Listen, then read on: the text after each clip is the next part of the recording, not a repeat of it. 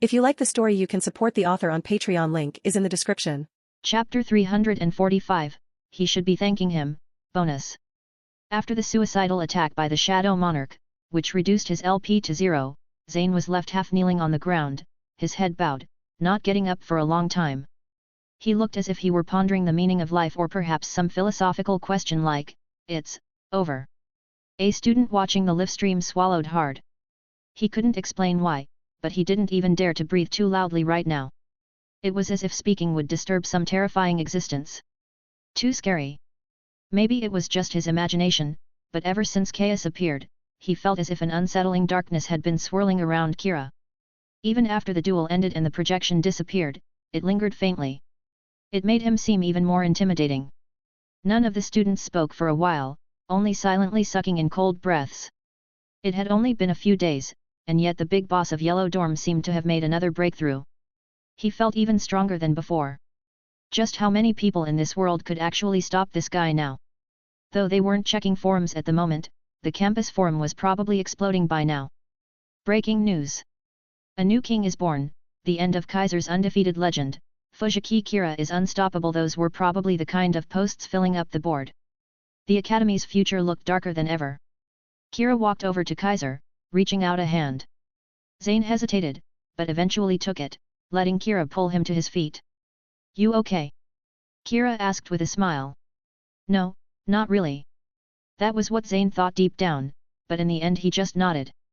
"I'm fine." After a pause, he added, "You really are strong. I could feel it during the duel." "It seems the rumors are true." "Rumors?" Kira asked.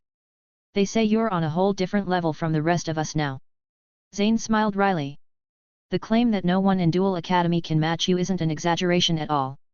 You're the true absolute king of Duel Academy." Normally, he would have said, "That was a great duel," but he just couldn't get the words out. Maybe for Kira, or from the audience's perspective, it was a beautiful duel, but that wasn't how it felt to him. As the one on the receiving end, all he could feel was overwhelming strength. "You flatter me. I just got lucky." Kira smiled. Zane was silent for a moment, then couldn't help but ask, "I heard from Alexis that you've been researching cyberstyle. But I didn't expect you'd get results so quickly." "Card research is like that." Kira smiled.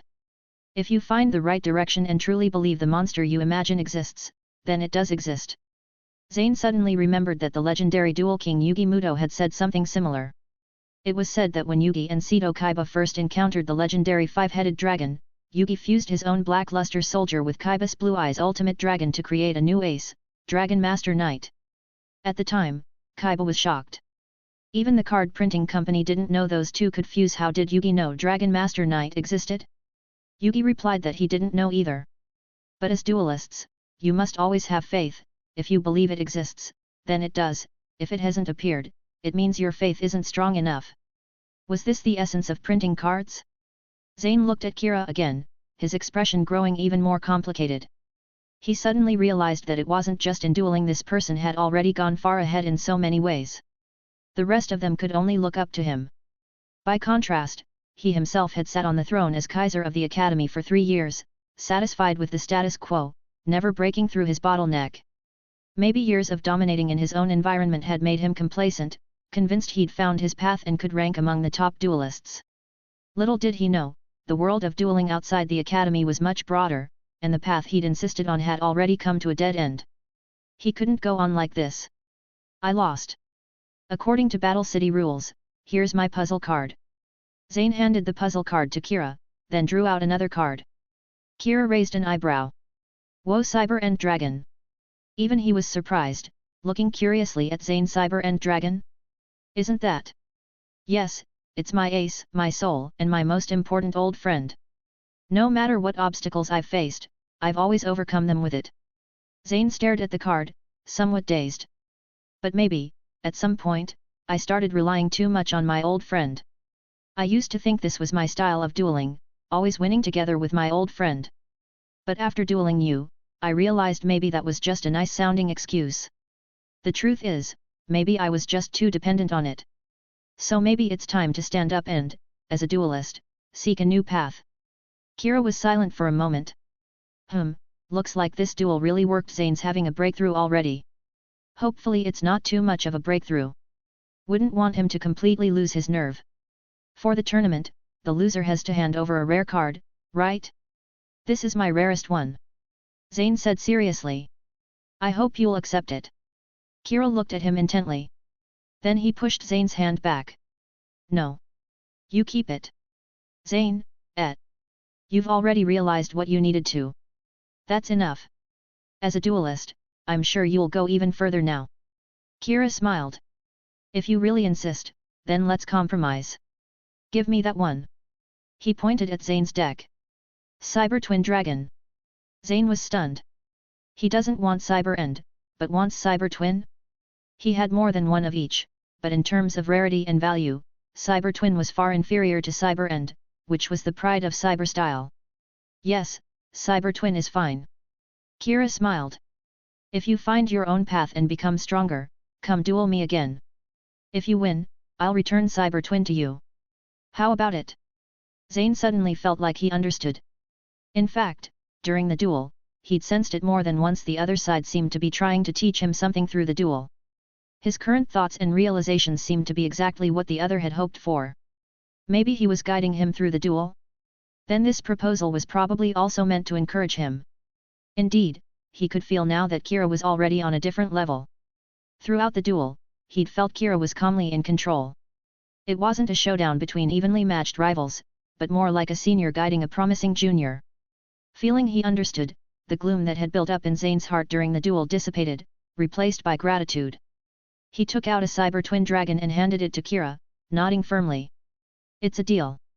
I'll get stronger and one day win it back from you. Kira accepted the Cyber Twin Dragon, satisfied. Cyber Twin Dragon get. World Champion deck completion +1. LOL. What?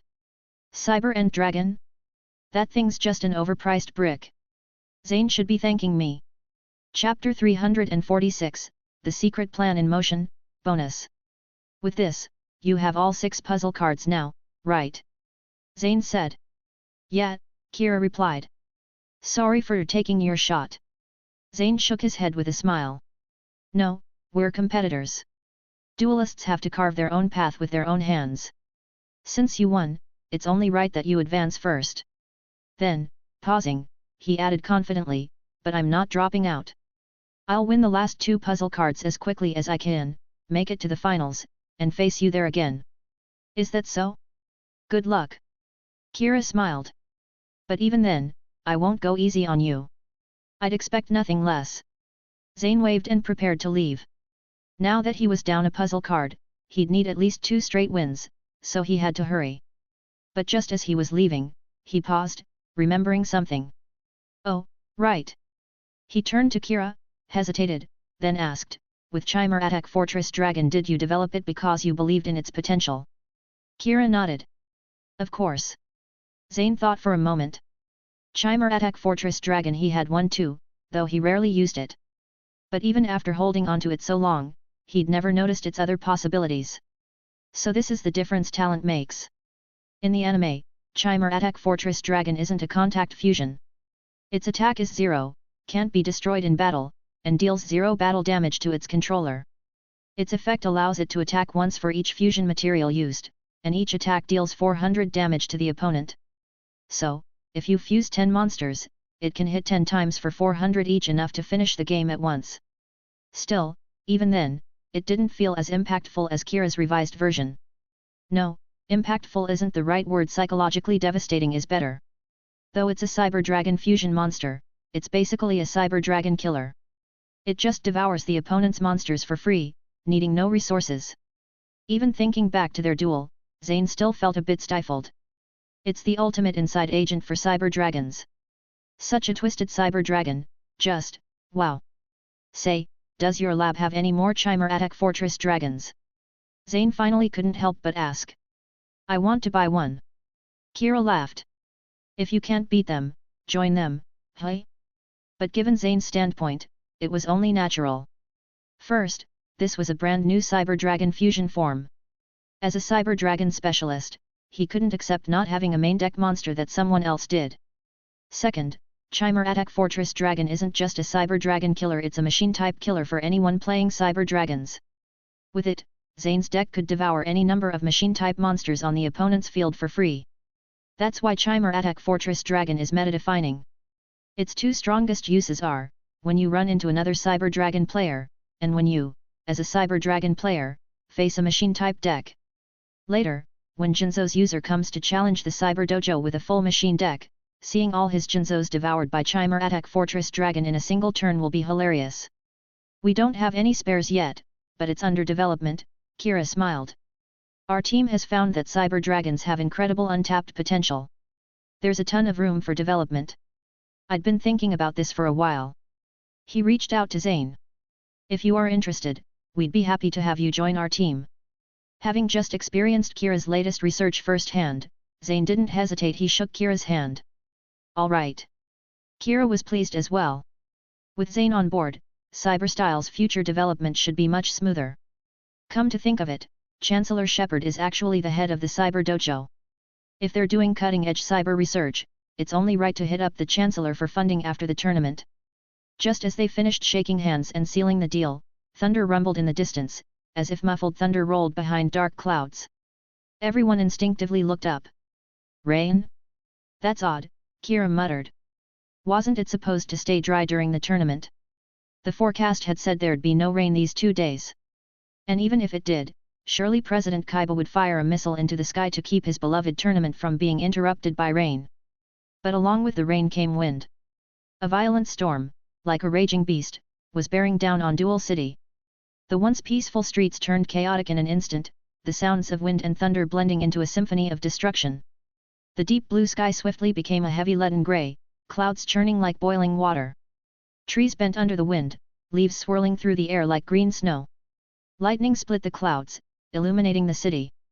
In that flash, it seemed there were two gigantic eyes within the clouds, filled with unimaginable hatred and fury, gazing down.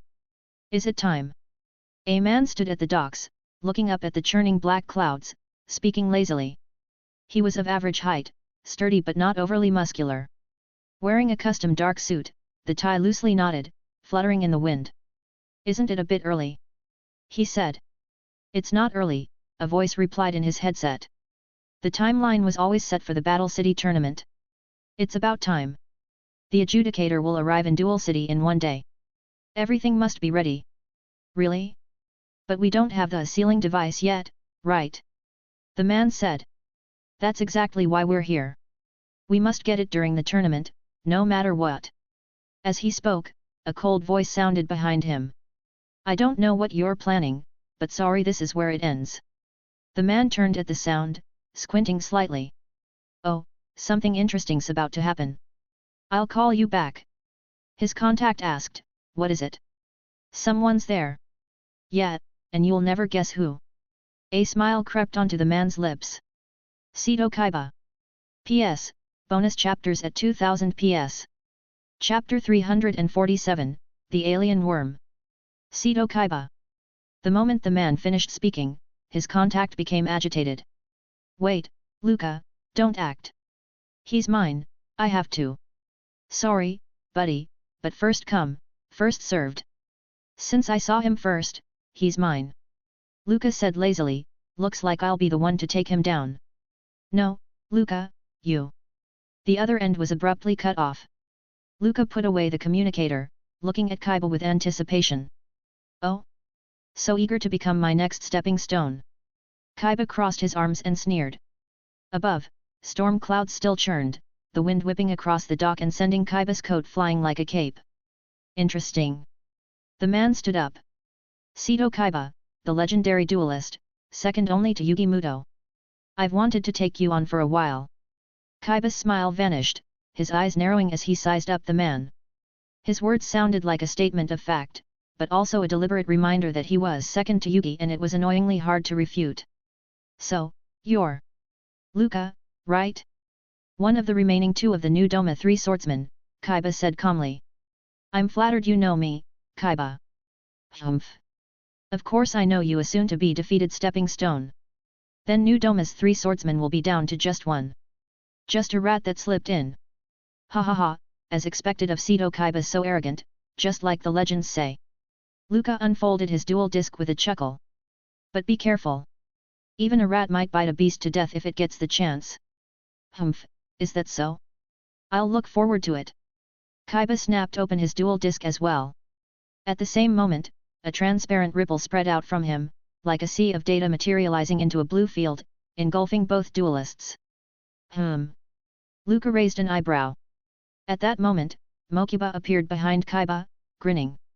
Kaiba Corp's newest dual disc, equipped with holographic projection pretty much the same as your supernatural tricks. Kaiba snorted, this way, you can't run until the duel's over. Haha, very thorough. Alright. Luca dropped his lazy act, turning serious. Let's decide it all, both victory and defeat and life and death. Duel. X2. Kaiba, LP, 4000. Luca, LP, 4000. I'll go first. Draw.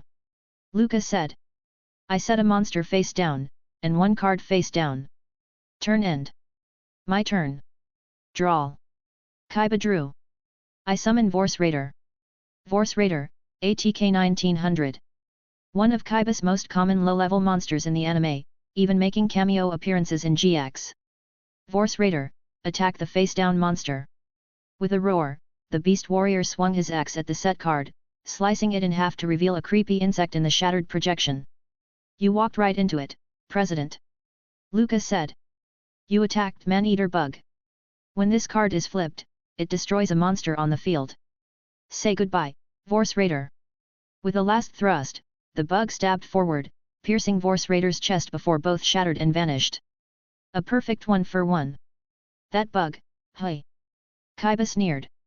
Fits your vermin style. Don't underestimate insects, President Kaiba, Luca said darkly. Insects are terrifying. They may be small, but they can unleash power many times their size. Even a mighty beast can fall to an insect's ambush. Is that so? Then look again. Did your bug's ambush succeed? Kaiba retorted coldly. Luca, your monster was destroyed by Man-Eater Bug. What are you talking about? What? He stared, stunned, as a purple dragon writhed on Kaiba's field, roaring at him from across the empty field. Why? This dragon is Interplanetary Perplite Horny Dragon, ATK 2200. Interplanetary Perplite Horny Dragon's effect: when a monster on my field is destroyed by battle or effect and sent to the graveyard, I can special summon this from my hand. Kaiba barked. A true duelist's plays are always a step ahead.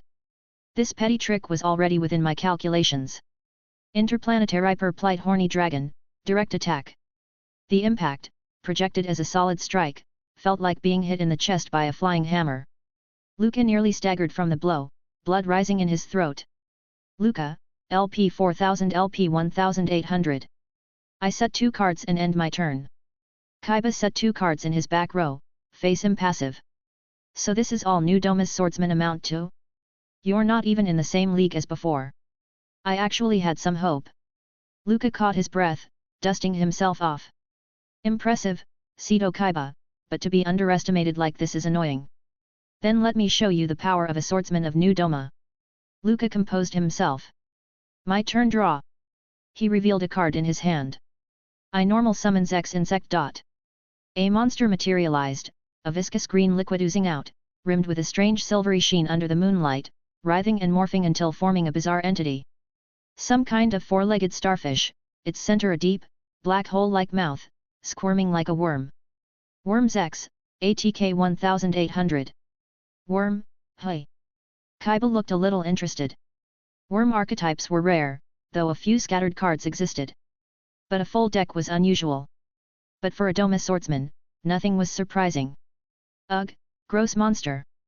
Mokuba grimaced. Too bad you can't appreciate the beauty of worms, Luca smiled, then narrowed his eyes. But it doesn't matter. I'll make you understand soon enough the beauty and power of worms. Chapter 348, Meteorite. The effect of Worms X. When this card is successfully summoned, send a reptile monster with worm in its name from the deck to the graveyard. Luca drew from his deck, quickly picking out a card. I'll send Worm Yagan from the deck to the graveyard. The monster card slid from his dual disc into the graveyard, but after only a moment, it popped back out. The effect of Worm Yagan in the graveyard also activates. He drew out the Worm Yagan card that had just left the graveyard, humming softly. If the only monster on my field is Worm's X, I can special summon this card from the graveyard in face-down defense position. So I will place Worm Yagan from the graveyard in face-down defense position. He slapped the monster card drawn from the graveyard sideways onto the field. A pitch-black monster card appeared on his field, as if it were hiding some unknown danger. Special summon a monster from the graveyard in face-down defense position. Mokuba was surprised. It's too early to be astonished. My worm will shatter your common sense of dueling. Luca chuckled softly and continued. Then I activate the spell card Double Summon from my hand, granting an additional normal summon this turn. The image of a spell card appeared, forming a summoning vortex on his field. With this, I'll set another monster from my hand in face-down defense position. Another set monster appeared, emerging sideways from the summoning vortex, as if a predator lay in wait beneath it. Another set monster, Mokuba wondered.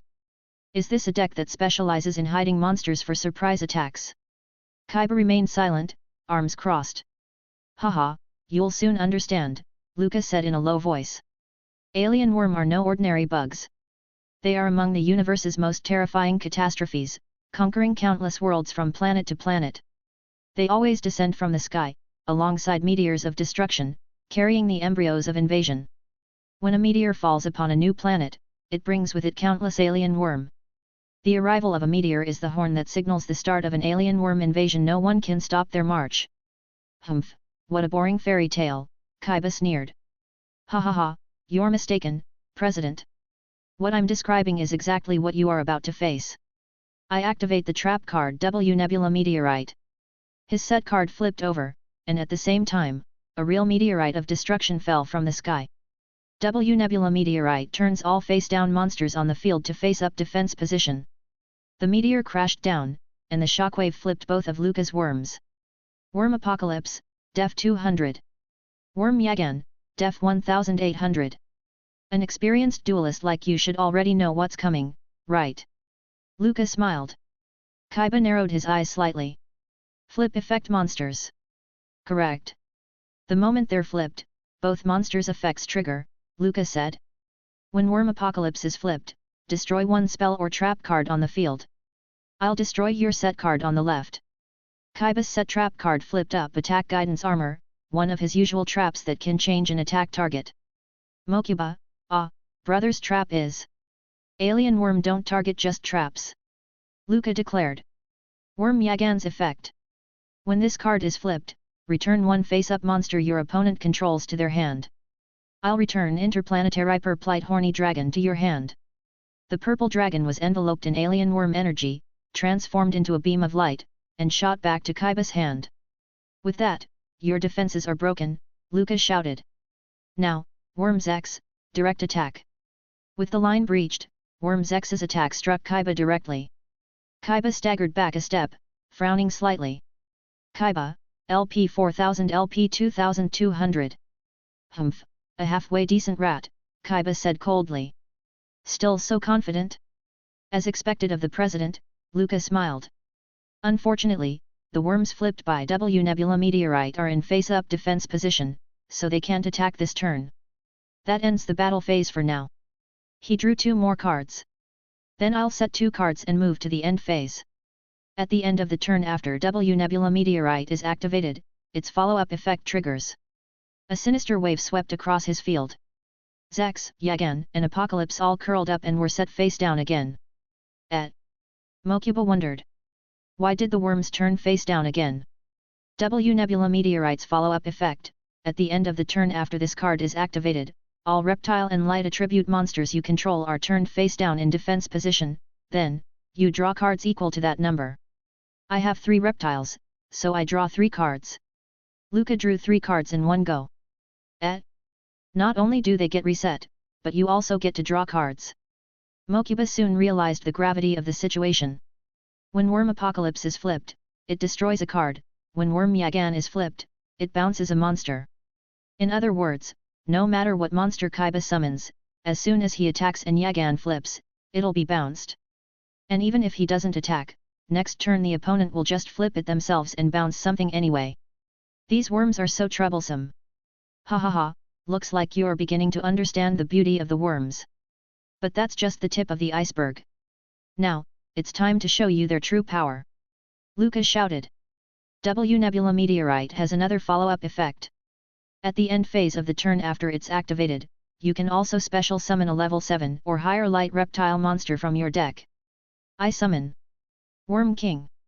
A terrifying, golden, giant beetle appeared.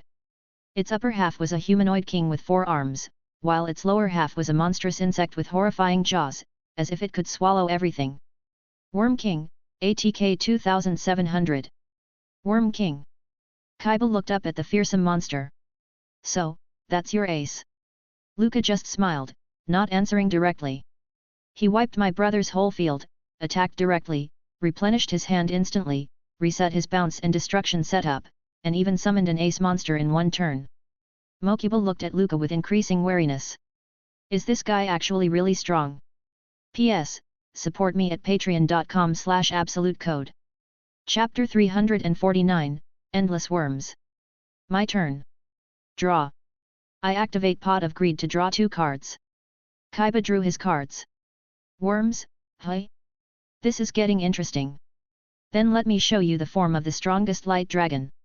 He discarded 1 card to the graveyard and played another. I activate the Melody of Awakening Dragon. Discard a card, add up to 2 dragon monsters with 3000 or more ATK and 2500 or less def from your deck to your hand. The deck's search function activated, popping out 2 cards.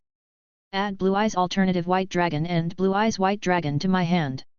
Ah, finally showing your hand, Lucca wasn't surprised. That legendary dragon unique to Seto Kaiba. Blue Eyes Alternative White Dragon can be special summoned by revealing Blue Eyes White Dragon in hand.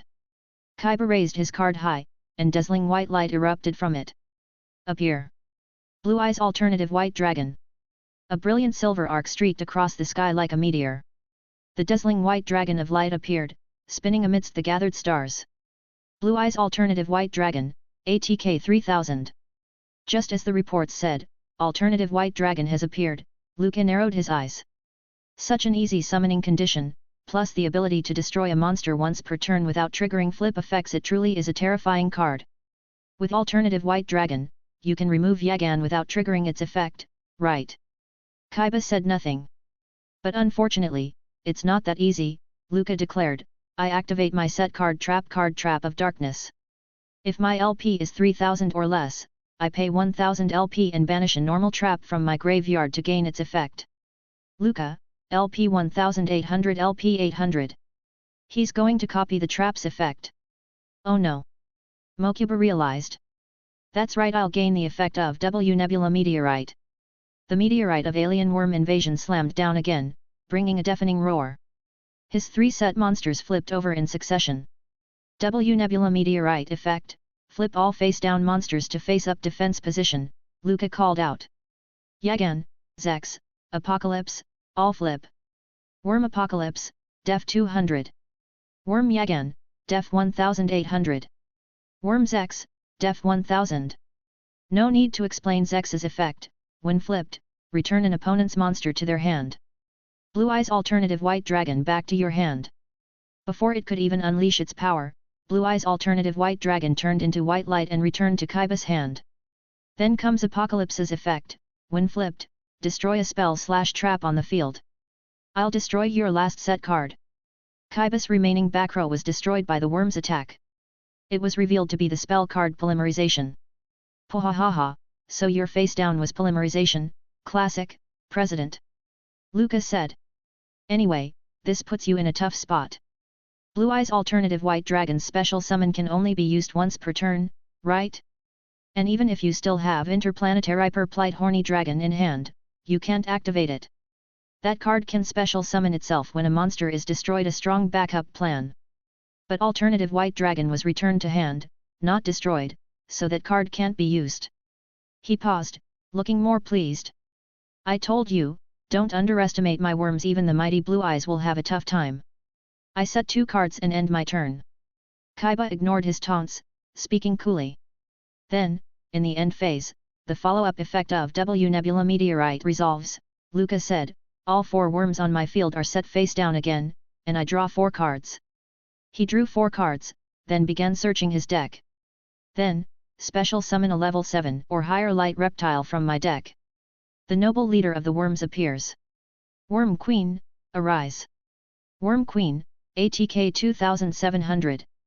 The more you fight, the more worms appear, Mokuba frowned. And those troublesome ones just got set again. That's right, this is the power of worms' endless, relentless assault. My turn. Draw. It was Luca's turn again. After drawing, he glanced at Kaiba's 2 set cards and smiled. 2 set cards. President, you know my set Apocalypse can destroy back row each turn. Yet you're still relying on your back row, so one is bait for the real card. Kaiba crossed his arms and sneered, what do you think? Ha, such tactics won't work. Luca pulled out a card from his hand. I activate the spell card Harpus Feather Duster. Destroy all spell and trap cards your opponent controls. Mokuba was flustered. He used Feather Duster instead of Worm's effect. Luca, exactly. Now your back row is wiped, and your tactics are meaningless. But before he finished, Kaiba's signature 3-part laugh cut him off. Ha ha ha ha. Luca was dumbfounded. What's going on? He's cornered, what's so funny? That's why I said bugs are bugs, and the duel of the strong is always one step ahead. Kaiba crossed his arms and smiled coldly. Watch as the card you destroyed is this. The trap card flipped over, unleashing earth-shaking energy. Trap card Waking the Dragon. When this set card leaves the field by an opponent's effect, special summon any monster from your deck or extra deck. Nanny. Luca's face changed drastically. This guy. So he deliberately left a trap, expecting his opponent to clear the back row and fall into the trap. After 3,000 years of evolution, the ultimate dragon now descends. Kaiba raised his arm and shouted. Arise! Neo Blue Eyes Ultimate Dragon! White light sword, giant bone wings spread out, and the 3-headed dragon descended, surrounded by a milky white energy storm. Neo Blue Eyes Ultimate Dragon, ATK 4500. Chapter 350, Worm 0. TCH, so the ultimate dragon appears. Luca narrowed his eyes. I admit, you got me this time. But I told you, never underestimate the worm's power. Even Ultimate Dragon is no exception. I flip summon my set Worm Yagan and activate its effect. Worm Yagan, ATK 1000. When Yagan is flipped, return one face-up monster your opponent controls to their hand. Return Neo Blue Eyes Ultimate Dragon. A strange light enveloped Neo Blue Eyes Ultimate Dragon. Before it could even settle, its body became transparent and was about to vanish. Ha ha ha, what a shame, Luca laughed. You outplayed me for a moment, President, but my worm's strength is more than enough to compensate. Your ultimate dragon, summoned with such effort, is about to leave so soon. Ha, are you sure? Kaiba replied. What? I activate a trap card from my hand. The ultimate creature of destruction. Nanny. Luca was shocked again. A trap card from the hand? The other set card you destroyed was cross-counter trap, Kaiba said coldly. If that card is destroyed this turn, you can activate a trap card from your hand once this turn. Manga card. TCH, both set cards were decoys. Luca muttered. This card will unleash the ultimate dragon's true power. Kaiba shouted. The ultimate creature of destruction lets one blue eyes monster you control be unaffected by any card effect except its own, and it cannot be destroyed by battle this turn. Luca's pupils contracted. Unaffected by any card effect, and cannot be destroyed by battle. Even before that, Ultimate Dragon's 4500 ATK was almost the ceiling among dual monsters. For this turn, Neo Blue Eyes Ultimate Dragon was essentially invincible. TCH, does Kaiba Sito have a card for everything he says? Luca muttered under his breath. Then, I activate Worm King effect. Tribute one reptile monster with worm in its name to destroy any card on your opponent's field. I tribute Worm Apocalypse. Apocalypse turned into light and vanished. Following the king's roar, it turned into a blast of energy and shot at Ultimate Dragon. Even this worm has such a powerful effect. Mokuba remarked. But it's useless. Ultimate Dragon is unaffected by any effects now. Sure enough, the self-destructive attack was ineffective, exploding on the Ultimate Dragon's body and vanishing without leaving a scratch. You wanted to free up a monster zone. Kaiba said calmly. Ah, I see now, Mokuba realized. All 5 of his monster zones were full. Is he going to summon something to deal with that? That's right. Lucas shouted. I activate the equip spell Future Fusion from my hand. Anime effect. Send any fusion materials from my deck to the GY and immediately fusion summon a monster in face-up attack position. He pulled out a large number of cards from his deck and smirked. As expected of President Kaiba, it's been a while since anyone forced me to bring this out. But its arrival means the drama is about to end. What? Kaiba frowned. Did you know? There are 26 worms in total, each named after a letter of the English alphabet. The one representing the final letter, Z, is both the end and the origin the ultimate worm I'm about to summon. Lucas said blandly. Besides it, my main deck has 25 other worm. But since King and Queen are already out, and I only run 1 copy of each, I have 23 worm left. Kaiba frowned. What are you planning? He, of course, I'm going to do this. Lucas shouted louder. I send all 23 worm from my deck to the graveyard to perform the ultimate fusion. Mokuba was stunned. A 23 monster fusion. You can fuse that many? That's right. What you're about to witness is the end of life's evolution and the origin. Appear, the ultimate worm. Worm 0. At that moment, the city's typhoon reached its peak, as if the heavens roared, shaking every building and block. Neon lights flickered in the storm, swaying like candles about to go out. The sky twisted, as if cracks appeared in an oil painting, with clouds torn apart to reveal deep, dark voids. Within those tumultuous black clouds, destruction descended. A massive, terrifying, dark presence, like a meteor, drifted down from beyond the sky. A cold, spherical object carrying the aura of death and annihilation, overlooking all creation with its chilling gaze. Worm 0, ATK. A 23-way fusion, level 10, a godlike monster. Mokuba gazed up at the chilling black sphere, feeling as if he were looking at a black hole about to devour everything. Kaiba frowned slightly, and his ultimate dragon roared defiantly at the Worm 0. This is the worm's complete form, Lucas sneered. Now, witness its ultimate. Hey! Lucas' face changed. The storm didn't subside with the appearance of the Worm 0. Instead, it intensified. It seemed that the power and destructive aura unleashed by Worm 0 further provoked the awakening of something else. That force pierced the heavens, twisted space, and opened a path to another dimension. As the sky split open, a pair of crimson eyes slowly opened from the other side. The gale reached a new peak. Cars tumbled through the streets, trees were uprooted, lampposts snapped. The soaring storm was like the hammer of doomsday, ready to bring catastrophic destruction to the city. Brother! Mokuba cried. At this rate, the city will. Luca looked up at the shadow descending from the crack in the sky, frowning. Why did it appear so soon? Is it because of Worm 0's power? Countless bolts of lightning raged like silver serpents, illuminating the city as bright as day. Instead of brief flashes, they poured down like waterfalls, striking every corner with deafening crashes and showers of sparks. One bolt landed squarely in the middle of the duel arena, shattering the blue duel barrier. Both duelists staggered back from the impact. TCH, looks like if I stay here any longer, even I'll be in trouble. Luca grumbled, then suddenly smirked, put away his dual disc, and leaped away. His jumping ability was also astonishing, with a few bounds, he was on top of a shipping container. You! Kaiba shouted. The duel isn't over. Are you running away? Haha, running? The advantage is still mine, but if you want to think that, be my guest. We'll settle this later. Luca paused atop the containers, chuckling. Right now, President Kaiba, you have bigger problems to deal with than me. Kaiba frowned. As he turned, he saw a massive shadow descending from the churning clouds. Though its shape was blurry, it looked like a gigantic, writhing serpent. A low, sinister voice echoed through the sky. We meet again, Seto Kaiba. Chapter 351, The Arbiter. We meet again, Seto Kaiba. A voice echoed in midair. Amid the rolling thunder, a shadowy figure seemed to materialize within the descending lightning.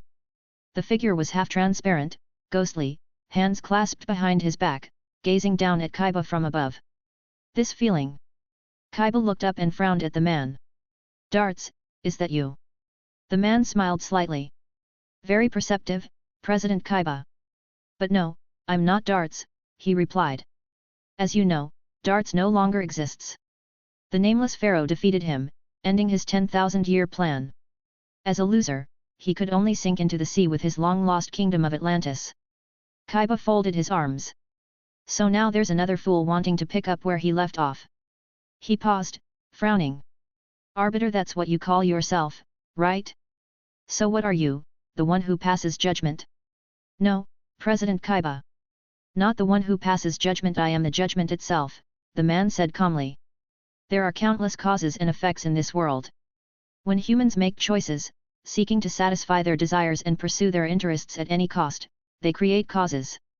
And as these seeds grow over the ages, I am the effect destined by history. You. Kaiba looked up at the crack in the sky, and the massive being whose cold gaze fell through it. Suddenly, he seemed to understand something. You're starting to catch on, President Kaiba. Correct. The Arbiter smiled. Darts was once chosen, because he truly had potential. But he spent 10,000 years proving his limits. He was betrayed by his own father, who found the nameless dragon and led the endless armies of the spirit world to fight him. That was his first defeat, and it forced him into 10,000 years of reflection. The Arbiter waved his arm. The scene around Kaiba and Mokuba suddenly shifted, as if they were immersed in VR. The disaster-ravaged city vanished, replaced by an ancient battlefield. It was like a tapestry weaving history and myth, a forgotten land under the sunset, the Orichalco's hexagram sigils falling like stars. Armored warriors charged fearlessly, dragons roared across the field. Elves, demons, goblins, dragons, countless races, armies of humans and elves clashing as the battle raged to the horizon. It was an endless war, an epic that nearly reset the world order 10,000 years ago. Darts once had such potential, so many resources and power. Yet he was betrayed by his father, who found the nameless dragon and led the spirit world's armies against him. That was his first failure, forcing him into 10,000 years of repentance. The Arbiter waved again, and time spun forward, rapidly bringing them to the present. Now, in the modern city of steel and neon, red dragons swirled in the sky, blue giants and golden divine birds clashed, all under the command of a king with rainbow-colored hair, fighting for justice against a giant serpent god. He got a second chance, with all the backing of Orichalcos, but the result didn't change. No, if anything, his defeat was even more crushing. Not only did he lose completely, but even Orichalco's power was heavily damaged by the Egyptian gods. Humph, so what are you trying to say? Kaiba asked. Nothing, said the Arbiter coolly. Just that, if you want something done right, you have to do it yourself. So this time, no more chosen ones, no more agents. This time, I will do what must be done with my own hands. Kaiba's face grew solemn as he realized something. You mean to say you're that thing? The god of Orichalcos, the will of this planet, and the embodiment of all the negativity of its life. The task Darts failed to complete, I will finish myself. As he spoke, a deafening roar filled the air. The shadow of the giant serpent writhed and fell, roaring furiously at Kaiba. Hat! Kaiba sneered. All that talk, but you're just a stray dog after all. That's not for you to say, Seto Kaiba, the Arbiter retorted. If I recall, you lost to Darts before. If you couldn't defeat even my agent, what makes you think you have the confidence to face me? Darts may have been a bastard, but at least he was a powerful duelist, Kaiba replied expressionlessly. And you? So-called evil god, you're just an unleashed stray dog. Interesting. The Arbiter's gaze turned icy. He waved his hand slowly, and it felt as though the entire sky pressed down. The pitch-black serpent god descended, its crimson eyes locked on Kaiba, roaring whines whipping his coat. But Kaiba glared up at the colossal beast without a hint of fear. Behind him, Neo Blue Eye's ultimate dragon spread its wings and roared at the serpent god above. Ultimate dragon, Looks like you've improved over the years, you haven't been idle. The Arbiter's spirit began to float upwards, hovering in the air as if riding atop the Orichalco's serpent god, looking down at Kaiba and his dragon with undisguised contempt. Well, it's just a Blue Eyes, evolved or not, it's hardly worth worrying about. I don't even need to be at full strength. He suddenly paused, his motions stiffening. Then he frowned oddly, glancing in a certain direction, an expression of distaste on his face. On second thought, forget it.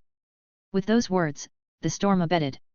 The typhoon of rage finally subsided, the dark clouds faded, and the serpent god's head slowly withdrew. Against you, a duel is more fitting after all. The arbiter said flatly, his form rising with the serpent's shadow, growing more translucent.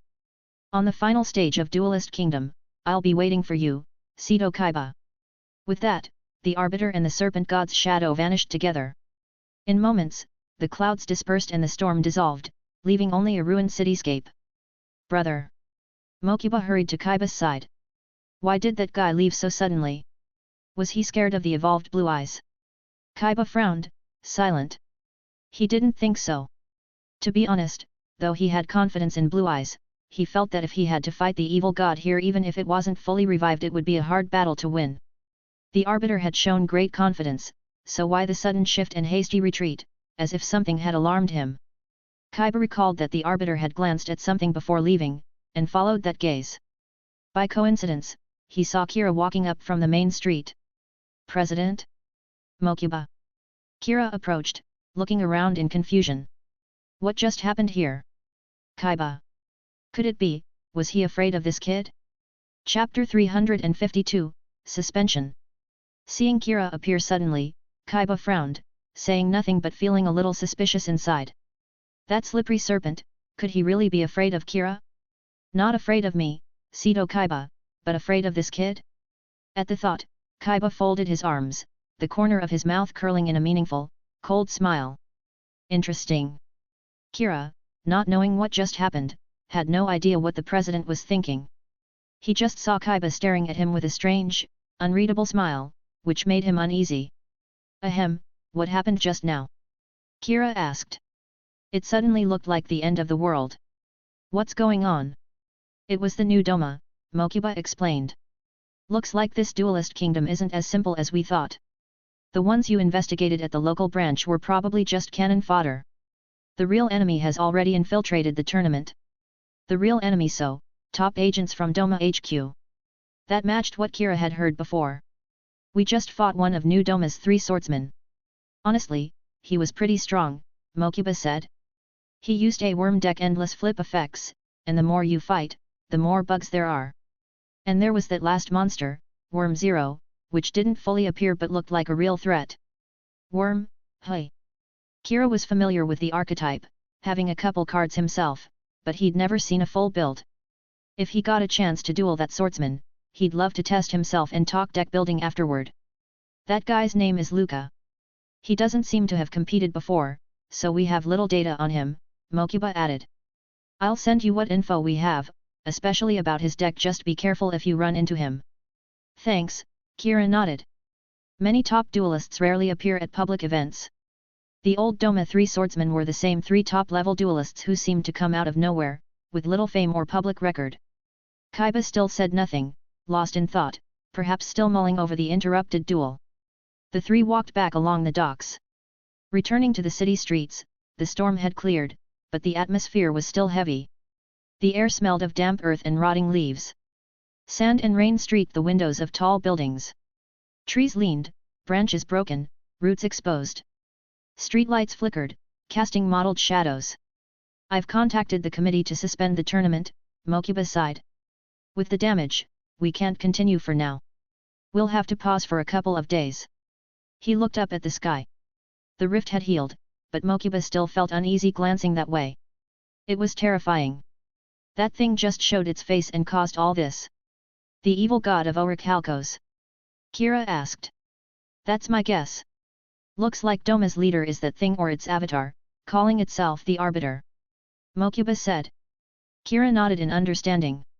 So that ominous power, the storm and the thunder were all caused by that slippery serpent. Things could have been worse, Mokuba muttered. If it had fought my brother's blue eyes here, the city would have been devastated. But it's weird it suddenly changed its mind, said it would leave the outcome for the finals of Duelist Kingdom.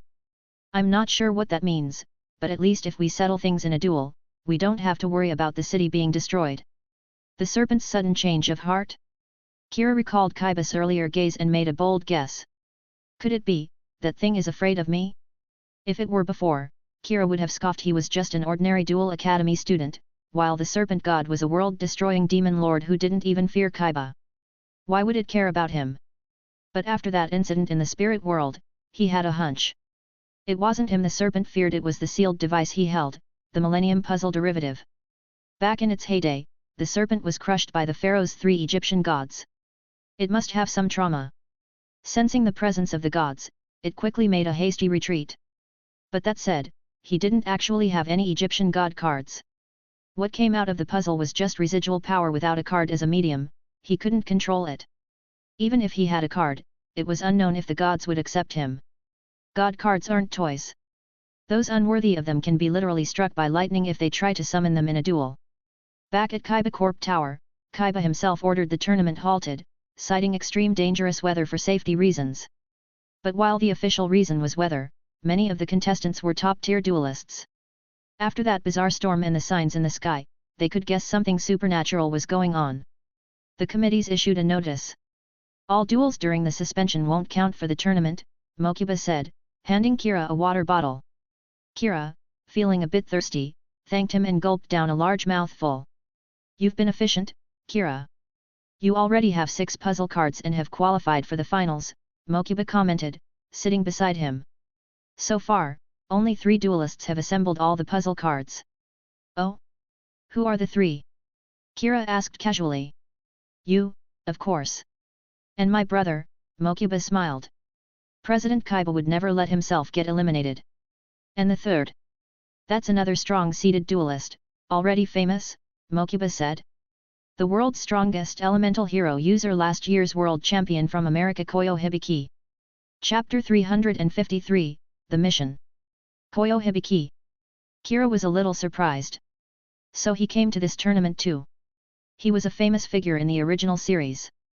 With elemental hero cards, he became world champion, he's recognized as the world's strongest hero user. He appeared in the GX manga, not only as Jaiden's mentor and guide, but also as Chaz's childhood idol. Even the elemental hero deck that Jaden used in the manga was inherited from Hibiki.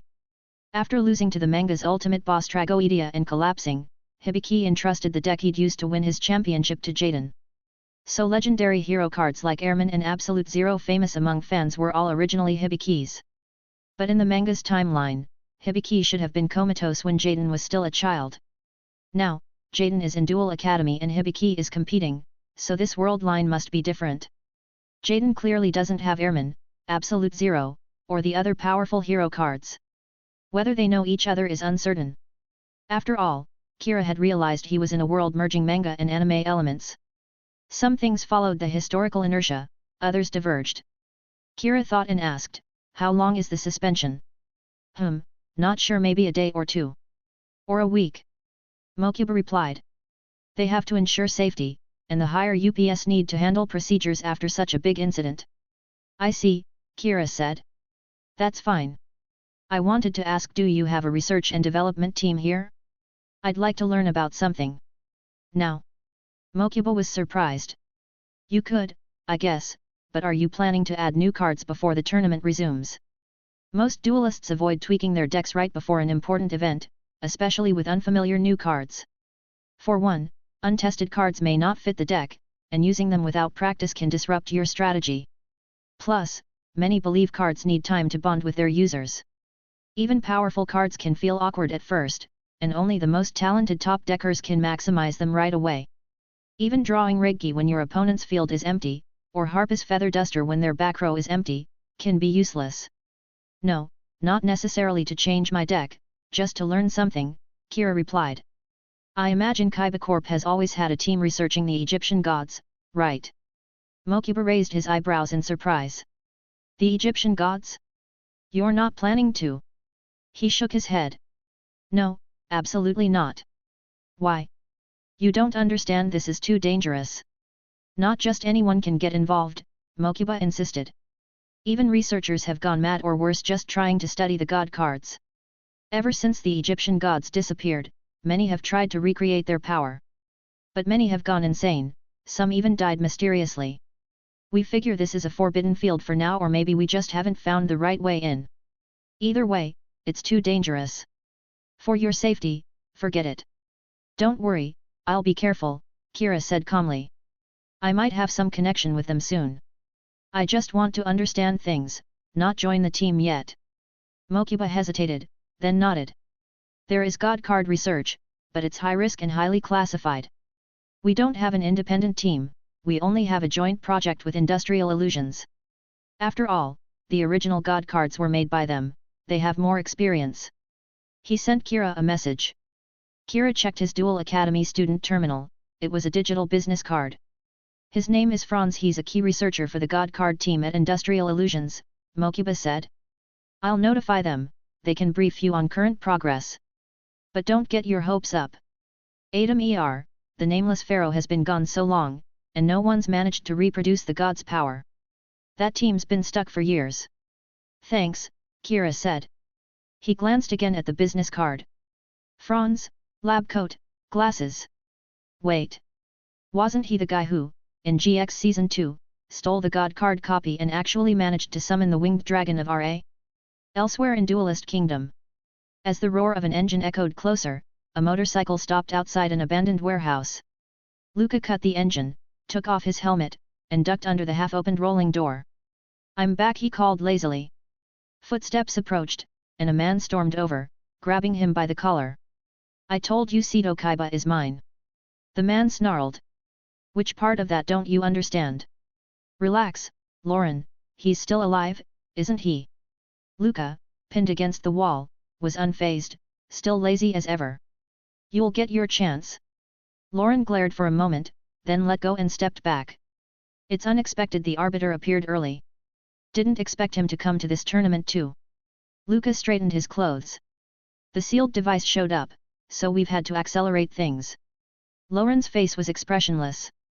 Exactly. The plan needs to change. We need to absorb more power during the break. You'll have to go to Shimizu town. Me? Luca frowned, clearly reluctant. The arbiter's orders, Lauren said. TCH, always making me run errands. Fine. Luca scowled. We have evidence the Tragoedia is there. Your job is to find him and bring him under our control. Be careful. He's likely just awakened, but he's still a formidable monster. Don't be reckless. Yet. Luca waved dismissively, ducked under the door, and disappeared into the night.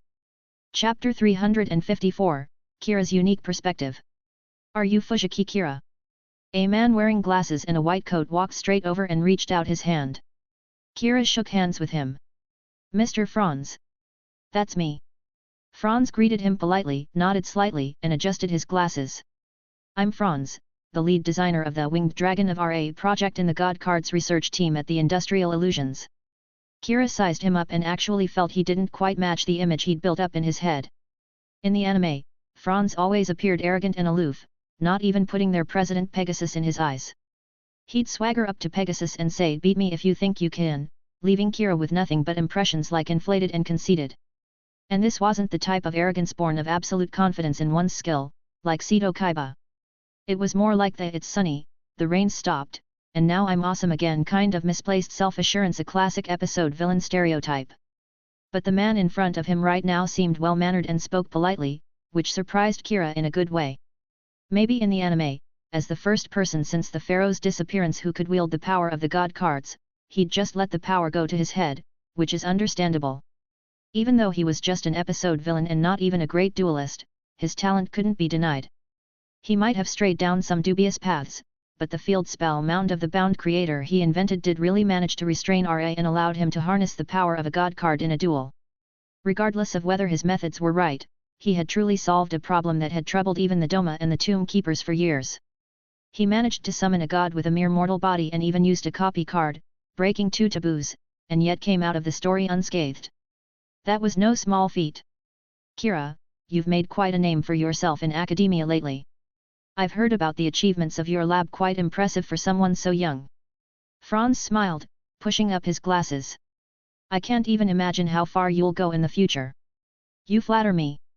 I just got lucky with a bit more inspiration than others, Kira replied with a smile. Ha ha ha, that's hardly modest, Kira.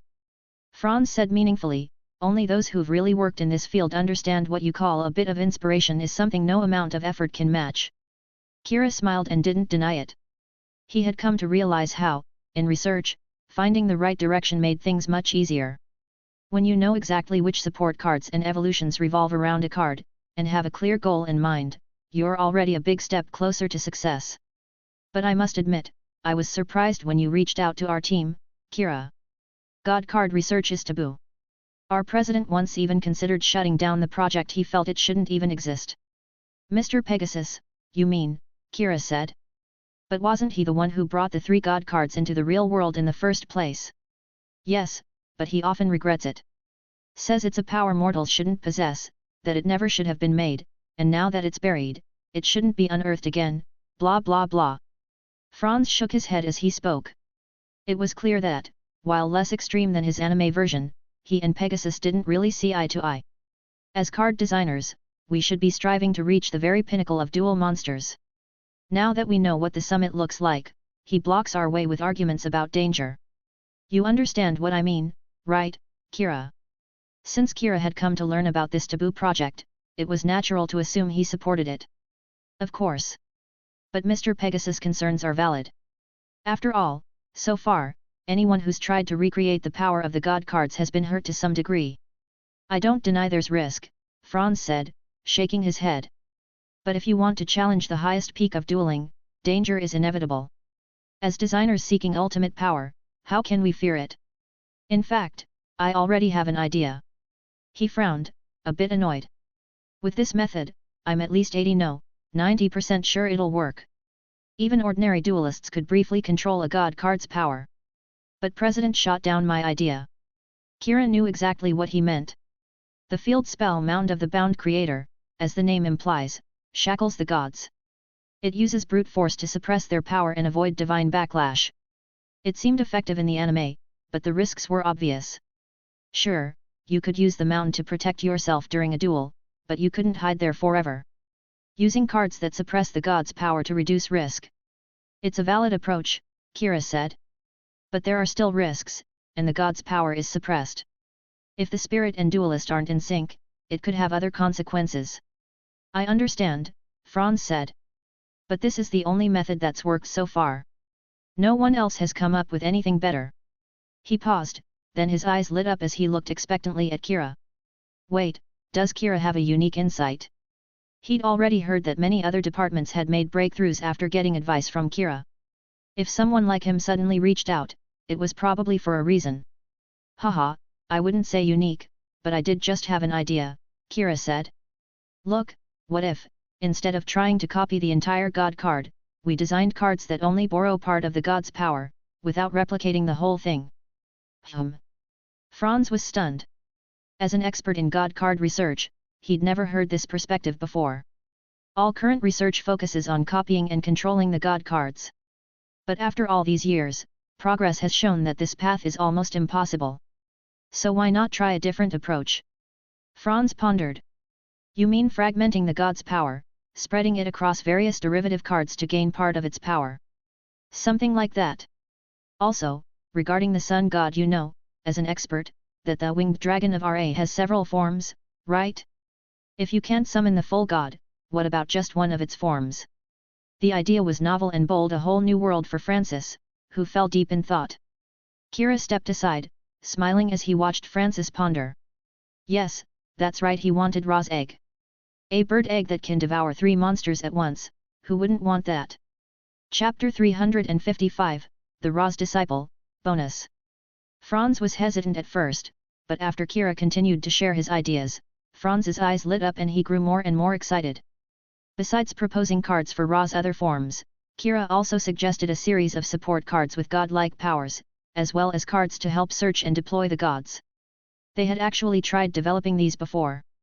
For example, the card Ra's Disciple, which Franz used in the anime to summon Ra. That card was also eventually printed, but it was quite different from the anime version. In the anime, Ra's Disciple let you add 2 more copies of itself from your deck to your hand when summoned. In the real card, this effect was upgraded when summoned.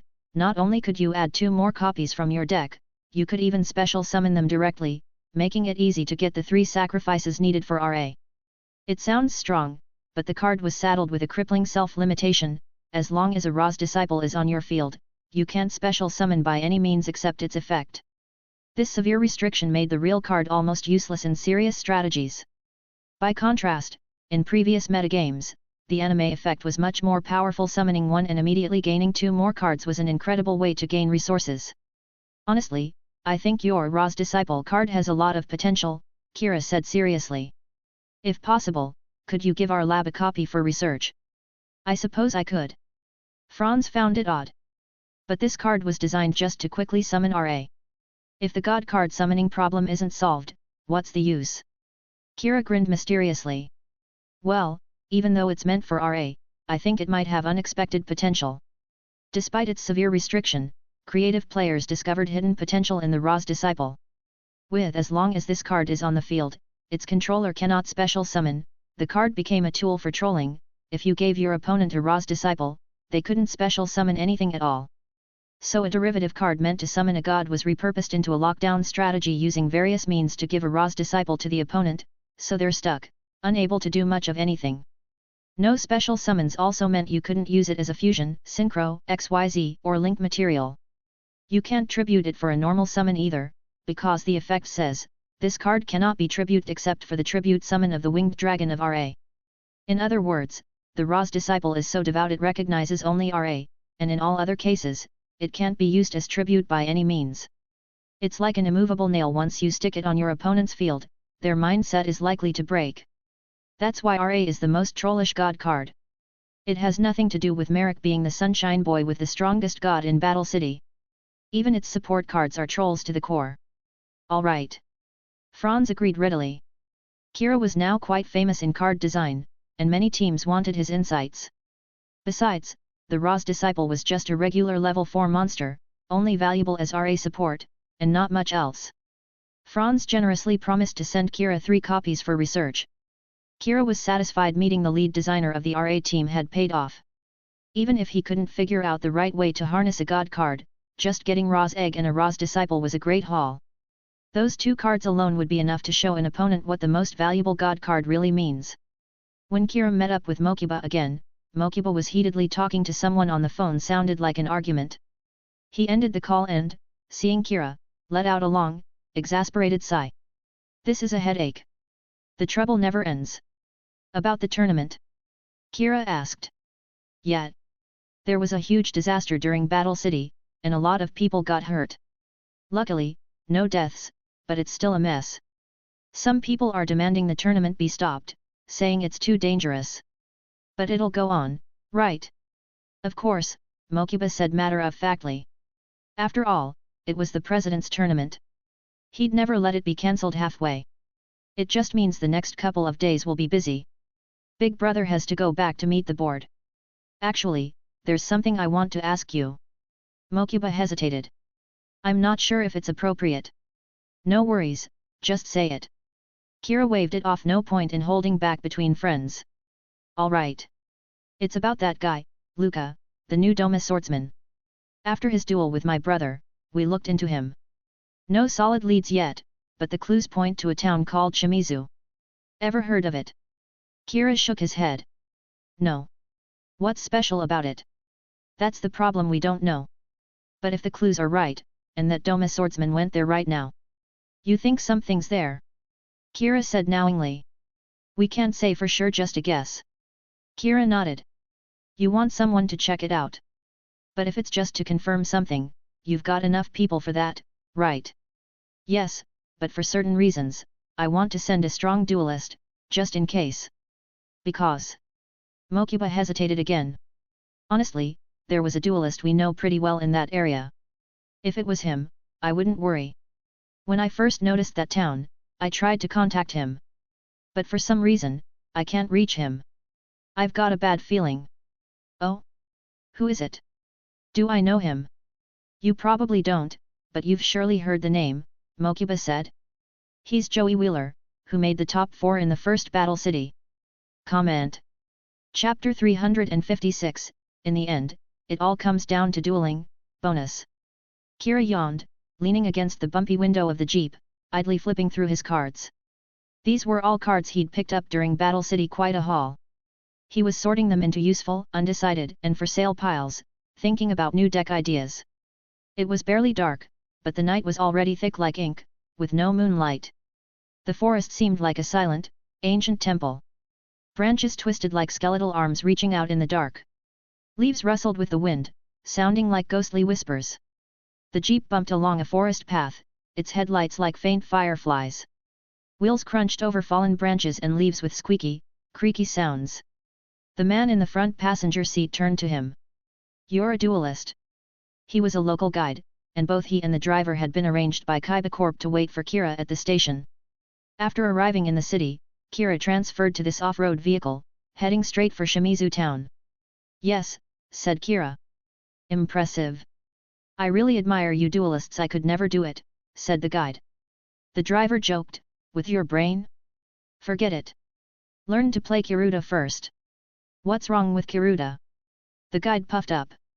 "It's hard, too." The driver just chuckled. "I don't know much about dueling, but I do know. Is there a monster called Dark Magician Girl? I've seen her. She's really huge." Kira. "Pfft, what's the use of just being big?" The guide shook his head. "I prefer hard-working and capable girls." The driver squinted. "If you're lowering your standards, you can drop hard-working too, right?" "Ha, you get me, man." They joked for a bit, but seeing Kira uninterested, they fell quiet again. After a while, the guide couldn't help but turn again. "So, big city duelist, what brings you to a backwater like this?" "I'll say this, if your company wasn't paying so much, I'd never come," the driver said. "A few people have gone missing here these past 2 weeks." "Oh." That finally piqued Kira's interest. "Yet. Last week I came here with the police, looking for a missing traveler, but we never found them. Just ended up dropping it," said the guide. Kira pondered. Maybe Kaiba Corp's hunch was right. Something was up around here. The trees grew denser. The jeep followed a side path and finally stopped. "Let's rest a bit, get out and stretch. I'm stiff from sitting so long." The guide got out, stretched, and pulled out a cigarette. "Need a smoke?" He offered Kira a cigarette. "No thanks, I'm still underage," Kira declined. "Good for you. Healthy habit." The guide approved, then hummed a tune as he went to smoke. Kira stayed in the car, sorting his cards. Maybe it was just his imagination, but the night seemed even thicker. Even the wind had stopped. Every tree stood eerily in the dark, branches twisted like claws. 10 minutes passed. "Strange, he's not back yet." The driver muttered, getting ready to get out. "I'll go check." "I'll go," Kira said, opening the door. The atmosphere felt off. But he wasn't worried. He had spirits at his command. There wasn't much in this world that could threaten him. As always, no matter what monster it is, are they not going to duel? He walked in the direction the guide had gone and soon noticed something. A half-smoked cigarette. Still burning, lying on the damp ground, the smell of smoke mixing with earth and tobacco, a strange scent. A little further, there were drag marks in the grass and bushes, faint in the darkness. Had the guy been attacked? But it was so close to the car, and yet not a sound. A few steps further, the marks ended abruptly, as if the man had simply vanished. He went back to the car, only to find it empty. Again, no sound, just a few steps away and the driver was gone. This time, there weren't even signs of a struggle. Darkness pressed in from the woods, wrapping around the car. The headlights were the only points of light, flickering like candles about to be snuffed out. No, it wasn't his imagination. The darkness really was closing in. It was a crowd of figures. Staggering steps, strange postures, arms raised toward him as if by instinct. Judging by their clothes, they were probably locals, but their eyes were empty, bottomless black whirlpools. In the headlights, the black circles under their eyes glowed like burning coals. Their posture and movements made one think of zombies at first glance. But not traditional zombies, more like the zombies from GX, when the whole academy was transported to another dimension and infected. All they had on their minds was dueling. Come to think of it, that sounded a lot like Jaden. It looked freaky, but Kira wasn't worried. "Silent," he called quietly. White light flared from his body and a magic circle formed under his feet. Silent Magician flew out, spinning her staff, launching blasts of magic that exploded all around. The explosions shredded the ground, sending the zombie crowd flying. But when the smoke cleared, one figure was still standing at the back. He looked like the leader of the group, mindless and swaying like the rest, but clearly stronger. He staggered forward, squinting at Kira. Then slowly raised his dual disc, groaning, Duel. Kira relaxed. See? Nothing to be afraid of. Even zombies have to duel. Chapter 357, Duel with a Zombie, Bonus. The zombie spoke in a dry, raspy voice, activating its dual disc and drawing 5 cards. Alright, let's give it a shot then. Even for Kira, dueling a zombie or something that at least looked like one was a novel experience. He didn't mind trying it out. Then, I'll go first. Draw. Kira drew a card, quickly scanning his hand. I activate the spell card Pot of Greed to draw 2 cards from my deck. Starting off with a banned card for a +2 draw, surely Mr. Zombie wouldn't have any objections. Zombie. I set a monster face down in defense position. Kira placed a monster card onto his dual disc. Next, I activate the field spell Catapult Zone. A loud rumbling echoed as the forest vanished. A massive fortress rose in the background, and 2 enormous catapults made of heavy iron and wood landed on the plain like 2 impenetrable strongholds. The dueling zombie squinted at the shifting scenery, occasionally letting out muddled groans from its nose. But it was unclear whether its brain could actually comprehend what was happening in the duel. I set 2 cards face down and end my turn. Honestly, Kira was a little curious about how the zombie would duel, and how it would attack. It wasn't that he expected any flashy combos or powerful plays, he was simply interested in how much dueling ability a zombified duelist could retain. After all, traditional zombies are always labeled as undead, brainless creatures. Once someone turns into a zombie, they're essentially dead and can't think. If that were the case, they shouldn't be able to duel at all. My turn. Draw. The zombie slowly drew a card, then squinted as if struggling to recognize its hand. Graceful Charity, activate. He said, draw 3, then, discard 2. With grimy hands, he drew 3 cards, then clumsily picked 2 to send to the graveyard. The whole process looked rather awkward. Continuous spell Solidarity, activate. A green spell card shimmered into existence in the zombie's back row.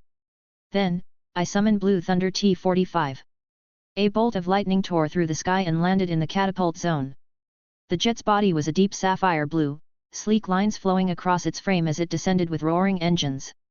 Blue Thunder T-45, ATK 1700. A Thunder, a fighter jet. Kira frowned, scrutinizing the zombie more closely. Don't tell me, you're Morita, the Pro League duelist. Kira didn't know many pro players well, even if he'd seen some before, he rarely remembered them. But this Morita guy stood out because he remembered his deck featured several special fighter jet cards. Like this Blue Thunder T-45, which was based on the K Company's arcade game Raiden Fighters, and another called Big Blade Beta, based on a ship from KS side-scrolling shooter Gradius. But why would a pro end up turning into a zombie in a place like this? Morita ignored him, continuing, Solidarity, ATK up. Solidarity, if there's only one type in your graveyard, all your monsters of that type gain 800 ATK. Looks like his graveyard is all machines, so Blue Thunder's ATK increases by 800. Blue Thunder T-45, ATK 1700-2500. Blue Thunder, attack the set monster. The command sounded labored. Blue Thunder's engines roared as it launched, twin energy beams blasting toward Kira's face-down monster. Magician of Faith, Def 400. Field spell Catapult Zone effect, Kira said. When my monster would be destroyed by battle, I can send one rock-type monster from my deck to the graveyard instead. The deck auto-searched, and a card popped out. Kira took it and displayed it.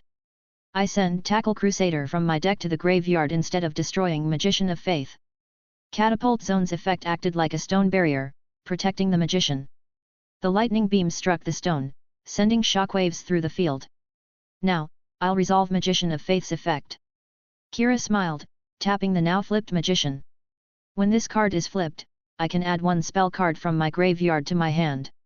A golden light shone from his graveyard, and Kira retrieved a card. I add Pot of Greed from my graveyard to my hand. Morita Zombie. Now, let's resolve Tackle Crusader's effect, Kira continued. When sent to the graveyard, I can choose one of 2 effects. Change one face-up monster your opponent controls to face-down defense position. Or return one of your opponent's face-up spell/trap cards to their hand, and they can't activate cards with that name this turn. Kira pointed at Morita's back row. I'll return solidarity to your hand, and you can't activate it again this turn. A phantom of Tackle Crusader flashed briefly on Kira's field. Golden light enveloped Morita's spell card, which turned into a beam and shot back to his hand. Morita's hollow eyes spun around, thinking. His sluggish brain seemed to slowly grasp the situation. With Catapult Zone on the field, whenever Kira's monster would be destroyed by battle, he could just send a rock from his deck instead. And by sending Tackle Crusader, he could either flip an opponent's monster face down or bounce a back row card. In other words, every time his opponent tried to attack, he'd fall into a trap one dug straight from Kira's deck. The zombie stared wide-eyed at Kira. Oh? Not bad, you can at least read the board and understand the situation, Kira commented. Makes sense, though. As he'd thought earlier, if you didn't have any intelligence, you couldn't duel. So in Yu-Gi-Oh!, zombies are less mindless monsters and more like brainwashed duelists. Their heads might be filled with nothing but dueling, and they attack others through card games, but at least they can strategize. Turns out, even being a zombie in this world requires skill. You even have to use your brain. Of course, this was just a theory. More testing was needed. And the way to test it was simple. Just play a couple more turns and see if he gets mad. Chapter 358, Mr. Zombie, give it your all. Before you end your battle phase, I activate a set card. Kira snapped his fingers. Continuous Trap, Ultimate Offering. The set card flipped face up, and what looked like blood flowed from the dark card art. Ultimate Offering's effect can be activated during my main phase or your battle phase. Kira slowly drew a card from his hand.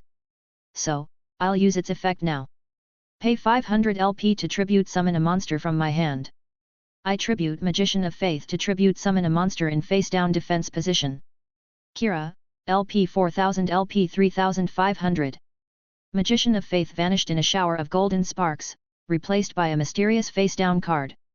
Zombie Morita stared intently at the set card, letting out ambiguous groans. The battle phase ended, and it was now main phase 2. He squinted, laboring over his hand for a while, thick fingers brushing over each card as if doing eeny meeny miny mo, before finally picking one. Set, end. A gold light appeared in his back row as he set a card. My turn, draw. And first, of course, is the card I retrieved with Magician of Faith. He immediately played a spell. Spell card, Pot of Greed, draw 2 more cards. He quickly drew 2, then revealed another card.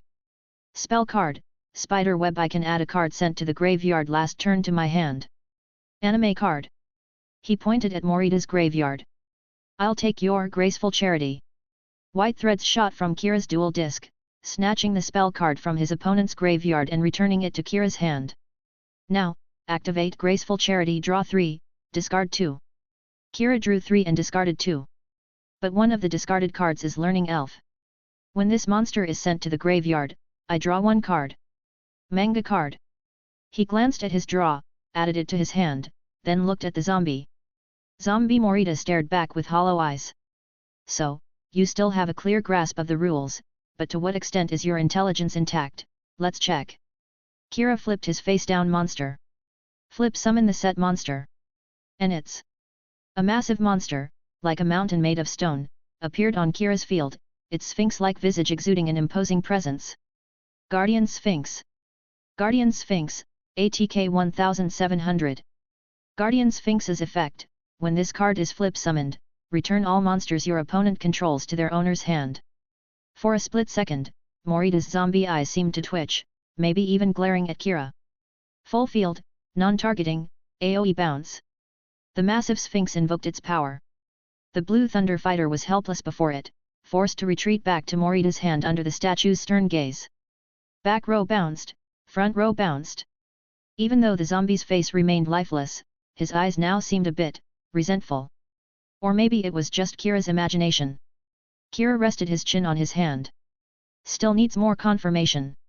Then, I normal summon Sentry Soldier of Stone.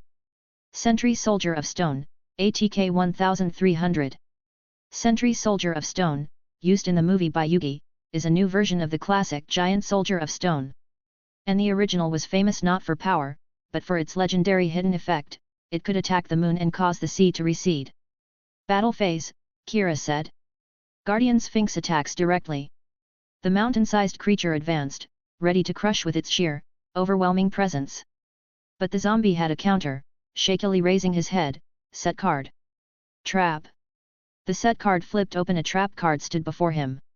Trap card, Pinpoint Guard. When an opponent's monster declares an attack, special summon one level 4 or lower monster from your graveyard in face-up defense position. A golden light appeared in Morita's graveyard, and a monster card sent their last turn emerged. UFO Turtle, Defense. UFO Turtle, Def 1200. The Sphinx's attack crashed down, but the little UFO turtle stubbornly endured, not destroyed or sent away. Pinpoint Guard, cannot be destroyed. The zombie croaked.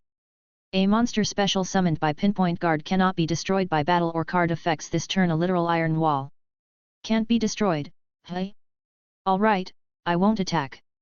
Kira shrugged, then smiled politely at the zombie. Main Phase 2, Guardian Sphinx's effect activates. Once per turn, I can flip it face down again. He waved his hand over his monster. Good job out there, take a break. The Sphinx's massive body quickly shrank back into a face-down card. It rested quietly on Kira's field, but somehow emanated a chilling aura, like a hunter lying in wait. Zombie. Oh, you figured it out that fast. Kira laughed. Guardian Sphinx, thanks to its effect, could flip itself face down once per turn. And every time it was flip summoned, it could bounce all opposing monsters to the hand, no matter how many or in what position. With Catapult Zone in play, even if you summoned a strong monster to attack, it was hard to beat.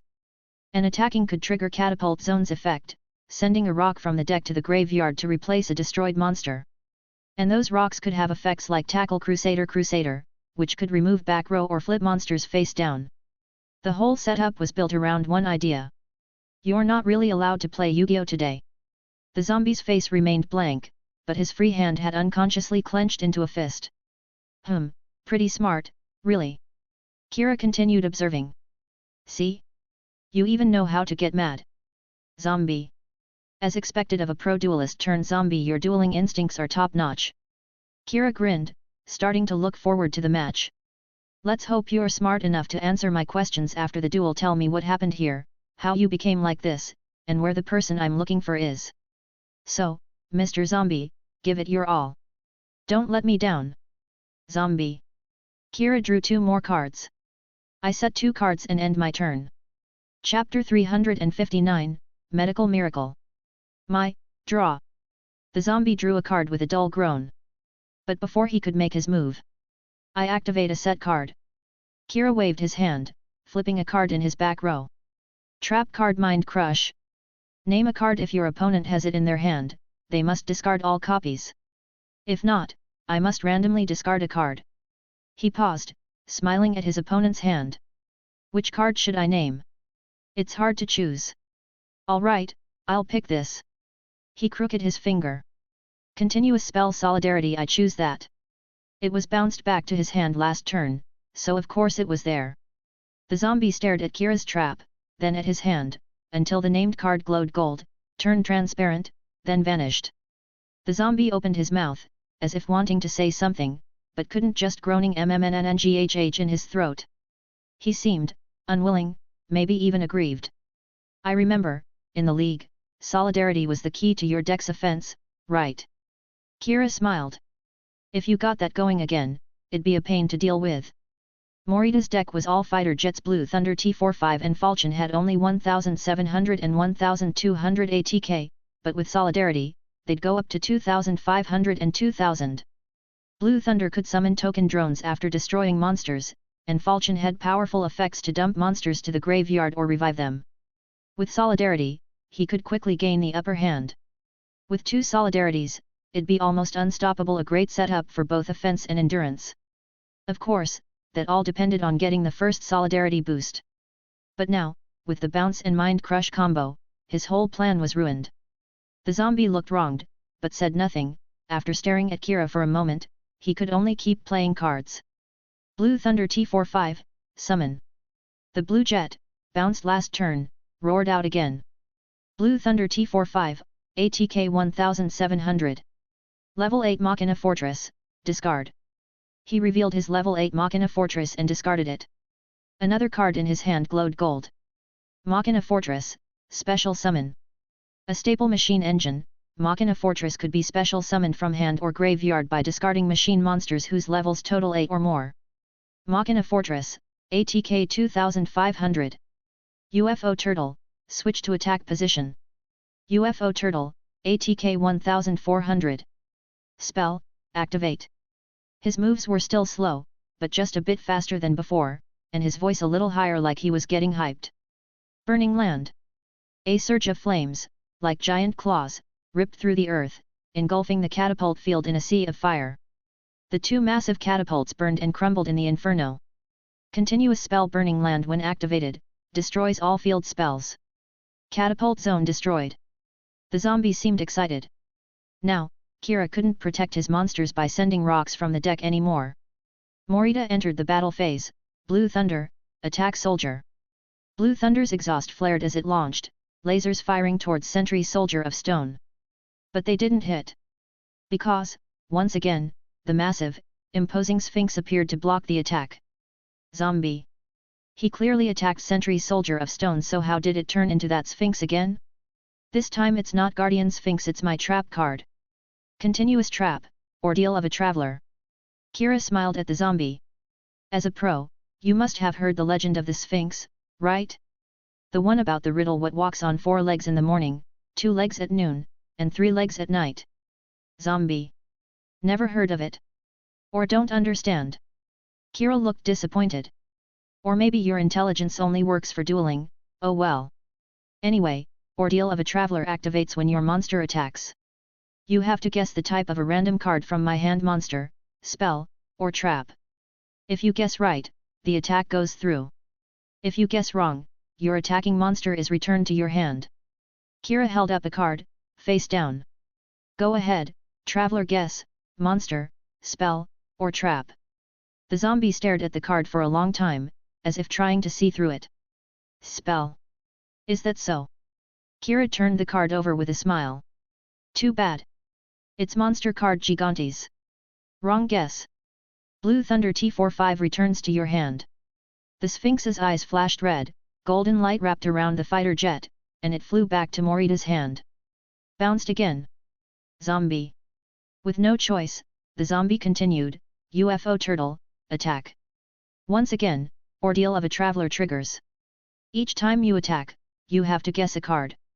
Guess wrong, and your monster bounces. Zombie.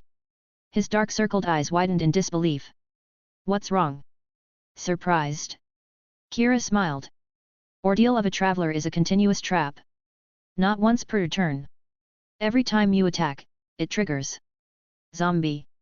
Attack, guess, get it wrong, bounce. As many attacks as you make, that many guesses. If the zombie was still conscious, he'd probably be cursing.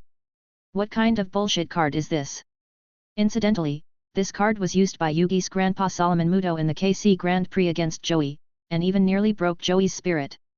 It's clear that Yugi's and Adam's playstyles are very different. Maybe it's in the blood. Come on, guess. Kira held up another card. The zombie hesitated for a long time. Monster. Ah, too bad. Wrong again. Kira revealed the card. This time it's spell card Terraforming. Sorry, UFO Turtle goes back too. The Sphinx stood tall. UFO Turtle was wrapped in golden light and bounced back to the zombie's hand. Zombie.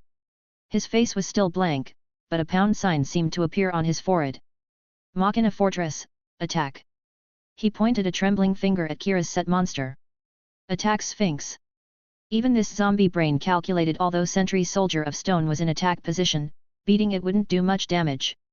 But if he didn't deal with the Sphinx, next turn it'd just flip and bounce everything again. He'd be completely screwed. Ordeal of a Traveler triggers again. Kira shuffled his hand and held up a card. The zombie hesitated for a while. Monster. Oh? Still guessing monster. Kira nodded and revealed the card. Not bad, you got it right. This time it's monster card Gigantes. So the attack goes through. Machina Fortress, ATK 2500. Guardian Sphinx, Def 2400. Machina Fortress's cannons blasted apart the Sphinx, the massive statue finally collapsing into rubble. Sphinx, destroyed. Maybe it was just that beating the Sphinx was so hard, but the zombie actually seemed excited. Not bad, you finally beat the Sphinx. But... Kira snapped his fingers. I activate my set card trap card time machine. Any monster destroyed by battle this turn can be special summoned in the same position. I special summon Guardian Sphinx from the graveyard. Guardian Sphinx, Def 2400. Zombie. Beaten, but not really defeated. My turn. Draw. Kira waved his hand. Guardian Sphinx's effect once per turn, it can flip face down again. The Sphinx turned back into a set monster. And since it wasn't summoned this turn, I can flip summon it again. So, flip summon Guardian Sphinx. Guardian Sphinx, ATK 1700. When Guardian Sphinx is flip summoned, all your monsters return to your hand. Kira smiled, pointing at Morida's field. Machina Fortress goes back, too. The fortress was enveloped in gold and followed its companions back to the zombie's hand. The zombie's eyes widened to their limit, staring at Kira for a long time. Then, gritting his teeth, he forced out words through his sluggish mouth. You, son of a bitch. Oh? You can speak outside of dueling now. Kira was delighted. A medical miracle. I have Gigantes in my hand. I can banish an earth monster from my graveyard to special summon it. I banish Tackle Crusader to special summon Gigantes. Gigantes, ATK 1900. Battle phase, Kira said. Gigantes, Guardian Sphinx, Sentry Soldier of Stone direct attack. His 3 rock monsters attacked in turn, their solid blows knocking the zombie to the ground, black blood spurting from his mouth. Duel Zombie, LP 4000 LP 0. Chapter 360, The Infected, Bonus. Not bad. That's pretty impressive for a zombie. Kira walked up to the zombie. The eerie atmosphere remained, with an invisible darkness pressing from all around, like unseen walls closing in. But this darkness no longer affected Kira. Because now, he was the one in control. He'd just won the duel. The power of the shadow game surged, wrapping around the zombie. Don't be afraid, it won't hurt. Well, it probably won't. Kira paused, thinking he should be precise with his words. After all, he'd never experienced his own shadow game, he had no idea what it was like to lose and be twisted into all sorts of poses. Anyway, even if it hurts, it won't last long, Kira said. I just need to ask a few questions. First, what happened here? How did you end up like this? The zombie lay on the ground, eyes wide open, staring unblinking almost like he couldn't die in peace. Suddenly, his whole body spasmed violently, thrashing like a fish out of water under the sun. Next, his body began to collapse and dissolve, the insides oozing out like pus, until all that was left was a pile of deflated clothing. Hey! Kira blinked twice. That wasn't his doing. He had activated the shadow game, yes, but not at a lethal level. He figured this zombie was just a pawn or perhaps even a victim rather than the mastermind behind all this. He only wanted to get some information, the shadow game was just a tool to make him talk. But the guy simply vanished. So hardcore? Did he self-destruct just to avoid leaking information? Kira stood up, frowning. Maybe there was some sort of mechanism inside? Perhaps, if an infected duelist lost to someone with shadow powers, it would trigger a self-destruct to prevent any leaks. Just then, a rustling came from the woods behind him. Kira stood up, turning cautiously. Silent Magician appeared in spirit form, staff at the ready. But this time, it wasn't an enemy. In fact, it was someone Kira didn't expect. A blonde woman. A curvaceous, statuesque blonde woman so tall and voluptuous that she was nearly in the can't see her own feet club. Her long, shapely legs were clad in black over-the-knee boots. She stood at the edge of the forest path, eyeing Kira with a strange expression. You're my Valentine. Kira sounded unsure. My Valentine, now a legendary duelist. A classic DM-era pro during a time when only gods clashed, she was a mere mortal with no special background or plot armor, but already a top-tier duelist. And sort of Joey's girlfriend. Though the anime never clarified where their relationship went, when Mai's voice actress got married, the official Yu-Gi-Oh! Animation director drew a congratulatory wedding illustration of Mai and Joey. Naturally, Kira remembered that Mokuba had said Joey was supposed to be in the area, and asked Kira to try contacting him for help investigating the town. But Kira hadn't been able to reach him. He wondered how things stood between Mai and Joey in this world. An outsider duelist? Mai asked, eyeing him curiously, as if she wanted to say something but, after glancing at the oppressive darkness around them, changed her mind. Let's get out of here.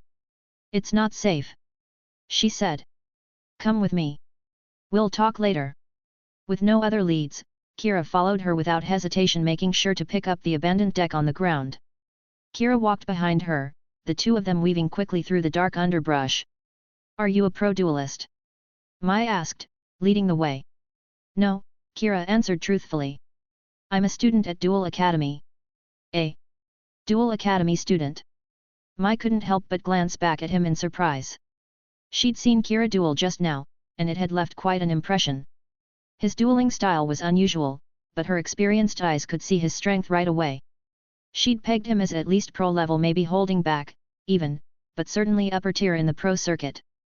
But a Duel Academy student? After a long pause, she finally said, well, you're certainly a special student. Kira grinned. Everyone says that. Mai. No, she thought, special was putting it mildly. She'd encountered these dueling zombies before, but always assumed they were just mindless, instinct-driven shells. She never imagined one could get so angry it would curse out loud. What happened to that guy just now? Kira asked. When an infected duelist is defeated in a duel, a self-destruct mechanism is triggered. Most other methods don't work on them. Mai explained simply. I once saw a decapitated guy pick up and reattach his own head. They're practically immortal. Kira. Wow. That's so Yu-Gi-Oh! Only dueling can destroy the undead. Makes perfect sense. So how did he end up like that? Who knows? I'd like to know myself. Mai cursed under her breath. All of a sudden, the whole area turned like this. No one knows how it spread, but most people here are already infected. If ordinary people are infected, they just become mindless. Attack on-site types, you've probably run into a few already. But certain special individuals can become dual infected. Those are even more dangerous. They can manifest card effects in the real world, and their power is on a whole other level. And only dueling can defeat them. Knives and bullets do nothing. A zombie virus, Yu-Gi-Oh style. By the way, is Joey Wheeler here too? Mai glanced at him. You know Joey? No, but a friend of mine does. Sent me here to find him. Figures, you're looking for him too. Mai frowned. So is he here? How should I know? I wish I did. She cursed again. If it weren't for that idiot, I wouldn't be stuck in this hellhole. Chapter 361, The Gathering Place, Bonus. After a brief chat, Kira learned that Mai hadn't been here much longer than he had, and didn't know much more, either. She'd arrived 2 days ago, looking for Joey. But she hadn't found him, only the warm welcome of the locals. You're sure Joey is here? Kira asked. Pretty sure, Mai replied offhand. What do you want with him? But she didn't answer, changing the subject. This way through here, you'll reach the town. Not that it's any safer there. Exiting the forest, they soon saw buildings, a town.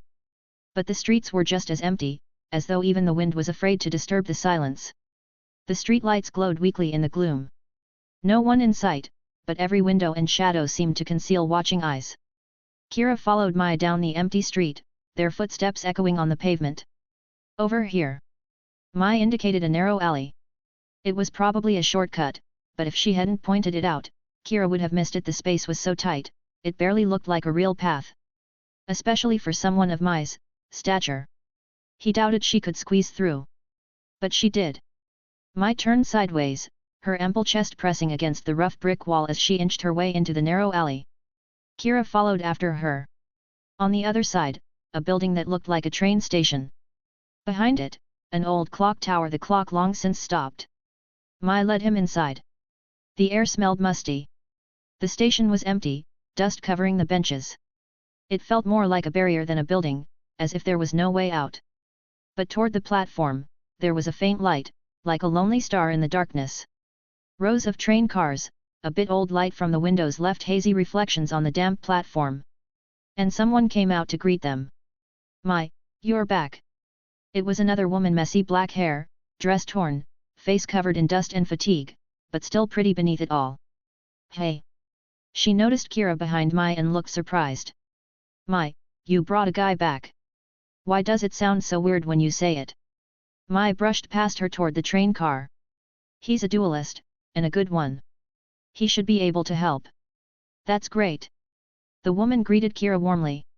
If he's not your man, Mai, I might just take him for myself.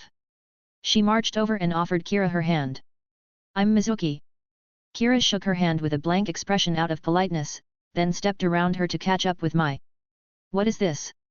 Some kind of survivor base? Sort of. It's the only place we know of in town. All the remaining duelists, and a few protected civilians, are gathered here. Mai led him into the train car. Left behind, Mizuki pouted. He ignored me. A chubby guy nearby chimed in, Mizuki, he ignored you. Are you just going to take that? Exactly. Mizuki huffed, then grinned. Well, he's handsome and apparently strong. I'll let it slide. Hey! Fatty was stunned. You weren't like this when I arrived. Day, Mizuki said with absolute confidence. Are you half as good looking as he is? Fatty. Ouch. But he couldn't argue. By the seats, a burly man was sitting. He stood up, raising an eyebrow at the newcomers. This is Ueo, basically the leader around here, Mai introduced. I see.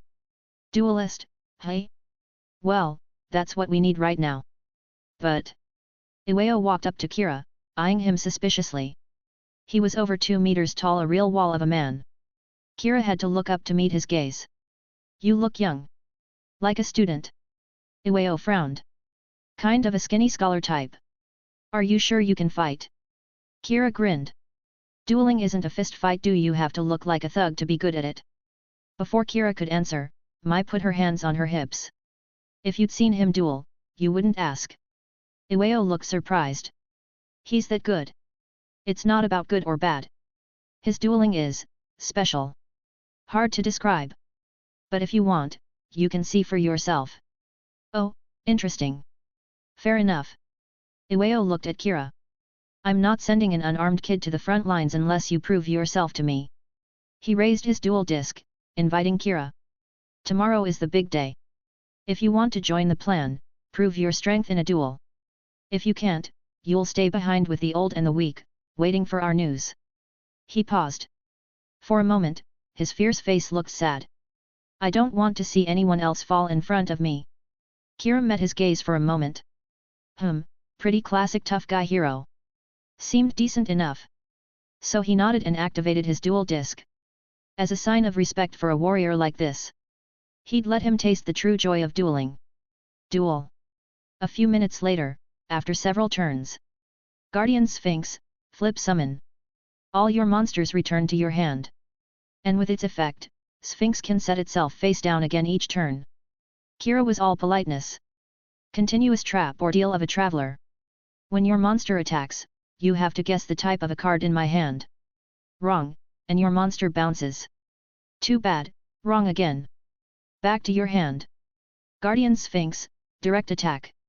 The Golden Sphinx smacked Ueo silly, stars spinning before his eyes, his LP dropping to 0. He looked down at his hand, full of cards that kept bouncing back, unable to do a thing, and fell into deep thought. Kira walked over, politely asking, So, did I pass the test, Mr. Ueo? Ueo looked at him for a long moment, then gritted his teeth. Pass. Absolutely pass. Now, even if you don't want to come, you're coming. He stood, dusting himself off. Keep this up, and help me wipe out those damn zombies. Chapter 362, The Train Plan. Boss, communications are still down. Fatty came to Ueo, looking dejected. No surprise, Ueo said, waving his hand. Kira had already checked his own comms. He'd lost all signal since arriving, as though the town was sealed off from the outside world. Let's go over the plan. Ueo spread a map on the table and explained to Kira. We'd already decided on an operation, but now that we have a powerful duelist like you, we can adjust our teams for better odds. Here's the goal, we're getting everyone out of here, survivors and all, using that train. He pointed at a train on the tracks. Warm light glowed from the windows, people moved about inside, as if it were a makeshift camp. But to move it, we need to restore power and get the traffic control system running. Iwao pointed at 2 red circles on the map. That's the power station. The zombies took it over, it's probably their main base, and there's likely a really tough one there. A dueling zombie? Kira asked. Yeah. We had 2 strong duelists try to break through, but neither made it back. Iwao's face darkened. He turned to Kira solemnly. If things go wrong, you run. Don't try to be a hero. Got it? No worries. I'll be fine, Kira answered easily. Iwao frowned. He had a feeling Kira was answering quickly, but not taking it seriously. All right. The power station will be dangerous, so I'll go myself. You're strong, you're with me. But remember, if I say run, you run. Got it? Sure, Kira said. But is there anything else besides the power station? Of course. Even with power, we need to restore the control system. Another team will handle that. He turned to Mai, that's your job. Mai shrugged, arms folded. If there's no problem, that's the plan. Iwao rolled up the map. It's all or nothing. Everyone has to make it out alive. At dinner, everyone gathered under the dim lights, chatting and eating. The food wasn't great, but in these circumstances, it was enough. How about it? Think you can do it? Mai appeared behind Kira. Who, me? Kira shifted over to give her a seat. Who else? Mai sat down, staring at him for a moment. I know you're strong, but you still seem, well, young. This kind of thing. No problem. I've been through worse, Kira smiled. Guess I was overthinking it, Mai nodded. Still, you feel like someone who's really been tempered by battle. And you're so young. Anyway, let's hope tomorrow's operation goes smoothly, and we all get out together. Actually, I'm not sure I'm leaving, Kira said. Mai looked at him in surprise. You're not. You want to stay in this hellhole? Yeah, Kira shrugged. If he really wanted to leave, the zombies couldn't stop him. I'm here to find someone and investigate. Now that I know something's wrong here, of course I want to get to the bottom of it. Kira smiled. From experience, the root of any weird incident is almost always a card. And the bigger the incident, the more extraordinary the card. Mai met his gaze, thinking for a moment. So, you're one of those duelists who chase after power, hey? She nodded, then smiled. Reminds me of my old self, or maybe I'm still like that. So, Mai, why are you here looking for Joey? Because of an email from him. She took out her phone, unlocked it, and handed it to Kira. He hesitated. You're okay with me seeing this? It's fine, Mai shrugged. Kira took it. The message read. Whatever you do, don't come to Shimizu town, Mai. Absolutely do not come. That was it. So, he told you not to come. Kira handed her phone back. Implying are you just naturally rebellious? TCH, if he says that, of course I have to come. Mai pouted. And after that message, I lost contact with him.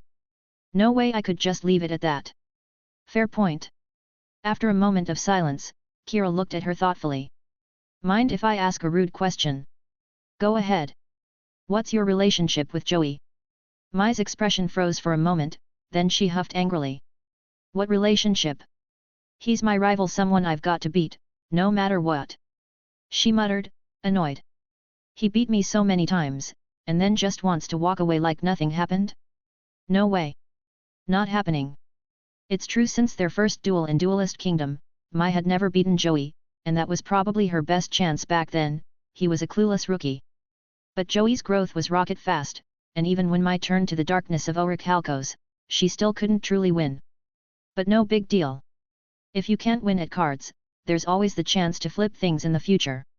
That's all. Kira asked. What else? Mai glared at him. You two never thought of, say, getting married or anything? Hey! She gawked, utterly flustered, and leapt from her seat in a panic. With that guy? Are you kidding? Where'd you hear? No way, absolutely not, not in this lifetime. She denied it 3 times in a row, then stomped off, fuming. So worked up. Really? Kira rested his chin on his hand. Looks like Joey still has some work to do. Chapter 363, Motorcycle Duel? 4 a.m. The city drowned in the darkness of night. The pitch-black streets had no lights, not a single gleam, only a few figures wandering about like the walking dead. Then, a roar thundered. It was the roar of motorcycle engines, exploding like thunder. Kira and Ueo, one after the other, riding their bikes, tires leaving deep marks on the pavement, shrieking as they tore through the streets toward the power station. To be honest, Kira hadn't expected at first that Ueo's so-called plan was simply to go full throttle on their motorcycles and force their way straight into the power station. This big guy even brought guns for the operation, handing one to Kira. Kira was surprised then, thinking, why does someone with a duelist's license need something like this? Sure, you can't take down zombies with bullets, but in an emergency, you can use it to buy time. Ueo had said. So Kira brought it along, even though he still didn't see what good it would do. Their motorcycles sped down the street, each burst of speed leaving the indistinct roars of countless zombies behind. The two figures darted between them as if riding the wind. Ha ha ha, eat my dust. Ueo laughed heartily. Looks like you're getting excited a bit too early, Kira said. What? Ueo was stunned for a second, but soon realized what he meant. A third engine roared from behind, drawing closer and louder. Blinding headlights shot around the corner behind them, slicing through the darkness like a blade. Another motorcycle burst through the zombie horde and quickly caught up, almost riding side by side with them. What the hell? Ueo yelled at the top of his lungs. Zombies can ride motorcycles now. High level, high IQ zombies? But Kira thought, they can play duel monsters, so why would riding a bike be weird? But looking back, he couldn't be sure if it was a zombie. The figure wore a black bodysuit, a helmet and a pitch-black visor that hid the face entirely, no way to confirm who they were. Then, the rider seemed to speak. Do you really think you can get away? No, it didn't sound like speech, it was more like the voice rang directly in their minds. Deep and resonant, booming in their ears like thunder. Then, a burst of thick, ink-black darkness erupted from the rider's body.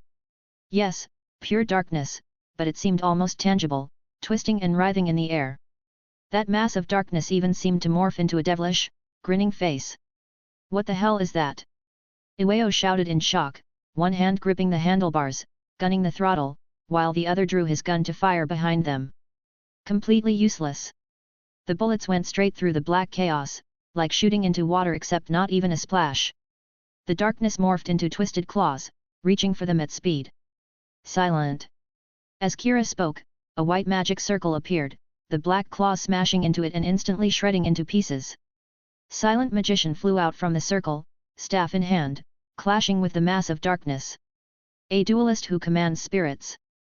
The black-clad rider seemed surprised, but then let out a cold laugh with that powerful voice.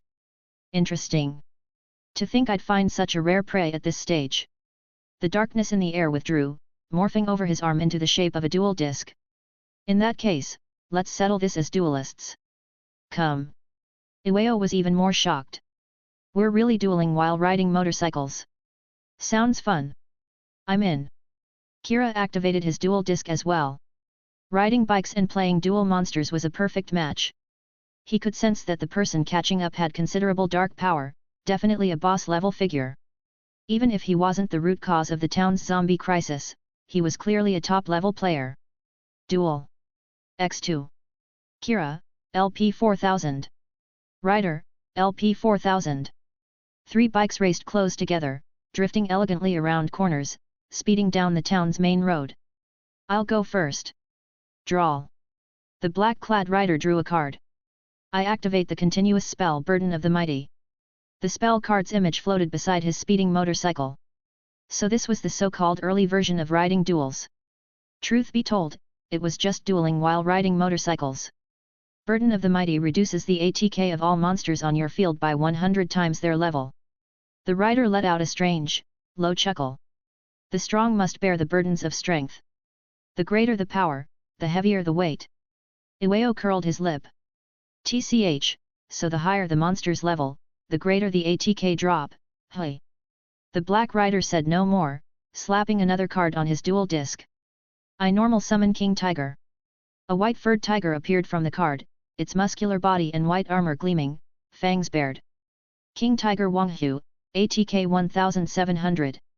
But the summoned monster had to run alongside the motorcycles at full speed, which looked rather exhausting. Set 2 cards. Turn end. 2 set cards hovered a few centimeters above the ground, one on each side of his bike. My turn. Draw. Kira glanced at his hand. I activate the spell card Pot of Greed to draw 2 cards. Then I summon Tree Otter. Tree Otter, ATK 1200. Ha, got you. Just as Kira's monster landed, the Black Rider let out a strange laugh. You've fallen into my trap. Look at your monster. King Tiger roared, and transparent sound waves spread toward Kira's field. Tree Otter, just summoned, couldn't withstand the pressure and exploded into fragments. Nanny. Iwao was stunned. Why did the monster just summoned get destroyed? King Tiger Wanghu's monster effect.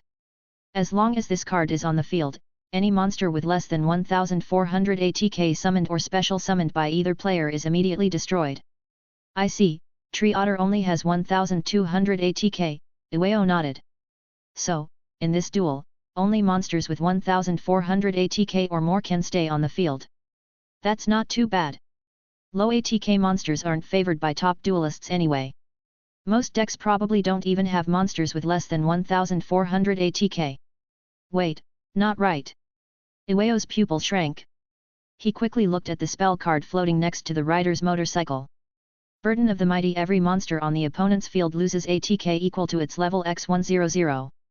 If Kira summons a 4-star monster, its ATK drops by 400, so unless it has over 1800 ATK, it can't survive. The problem just got serious. Chapter 364, King Tiger Lockdown, Bonus. The combination of King Tiger Wanghu and Burden of the Mighty is pretty interesting. Kira admitted. A different kind of summon lock. That was surprising, since he usually played these kinds of tactics himself. Of course, Kira knew King Tiger Wanghu's effect after all, it was once popular, especially when the metagame relied on low ATK monsters. The Tree Otter destroyed just now is a beast monster. Kira revealed another card. When your own beast monster on the field is destroyed and sent to the graveyard, pay 1000 LP to special summon Green Baboon, Defender of the Forest from your hand.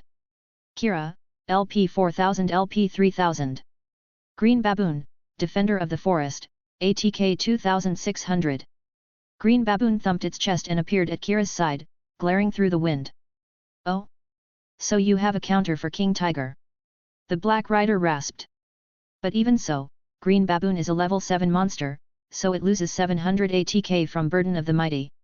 Green Baboon, Defender of the Forest, ATK 2600-1900. That's enough, Kira declared. Green Baboon, attack King Tiger Wanghu. With a roar, the baboon charged at the rider's bike, landing a punch that sent King Tiger tumbling far behind, shattering into fragments. Black Rider, LP 4000 LP 3800. Nice. Iwao cheered.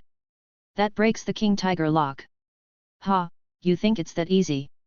The Black Rider sneered. As he drifted around a corner, a massive black machine appeared beside him, scraping the ground and sparking as it turned. A strange mist billowed out. When it cleared, King Tiger was back on the field. King Tiger Wanghu, ATK 1700. Nanny. Iwao gasped. Trap card time machine. When a monster is destroyed by battle, it returns to the field in the same position. The rider explained. Nice move, but looks like you won't break through so easily. Kira wasn't upset, just shrugged. Fine. Set 3 cards, turn end. Both sides continued racing full speed toward the power station, weaving through zombies as they went. Playing dual monsters really was good for the body. Kira realized that his spirit training and dark game powers really did enhance his stamina and reflexes. Otherwise, normal humans could never duel at this speed. Clearly, the opponent wasn't an ordinary human either. My turn. Draw. The Black Rider drew, tail sliding to knock a zombie off the roadside. Zombie. I activate my set card trap card, 6th sense. Kira declared. Declare 2 numbers. Opponent rolls a die. If it lands on a declared number, I draw that many cards. If not, I send that many cards from the top of my deck to the graveyard. Rider, oh? Which numbers do you choose? 5 and 6, of course, Kira replied. A virtual die appeared and rolled. Number 4. Only 4, hey, that's fine. Kira sent the top 4 cards of his deck to the graveyard. Sixth Sense was nearly always a win, usually just a question of how much you gained. Among the cards sent was Learning Elf. When Learning Elf is sent to the graveyard, I draw 1 card. Only 4. Looks like luck isn't on your side. The Black Rider chuckled, then drew another card. You're racing toward the abyss of despair, you just haven't realized it yet. This card will push you closer to that endpoint. I activate another continuous spell, Burden of the Mighty. Iwao couldn't hold back. You have a second one. Isn't that overkill? The continuous spell appeared alongside the rider, who threw his head back, laughing. With 2 Burden of the Mighty, your monsters lose ATK equal to their level x200. Green Baboon is level 7, so it loses 1400 ATK. Green Baboon, Defender of the Forest, ATK 1900 1200. A level 7 monster with 2600 ATK, weakened to this point. Even Iwao, watching from the sidelines, grit his teeth. And with King Tiger on the field, any monster with less than 1400 ATK is destroyed on summon. Exactly. The rider laughed. Now, any level 7 monster needs at least 2800 ATK to survive summoning. Even if you get one out, 3000 ATK drops to 1600, no longer a match for King Tiger. Iwao gritted his teeth. What a despicable combo.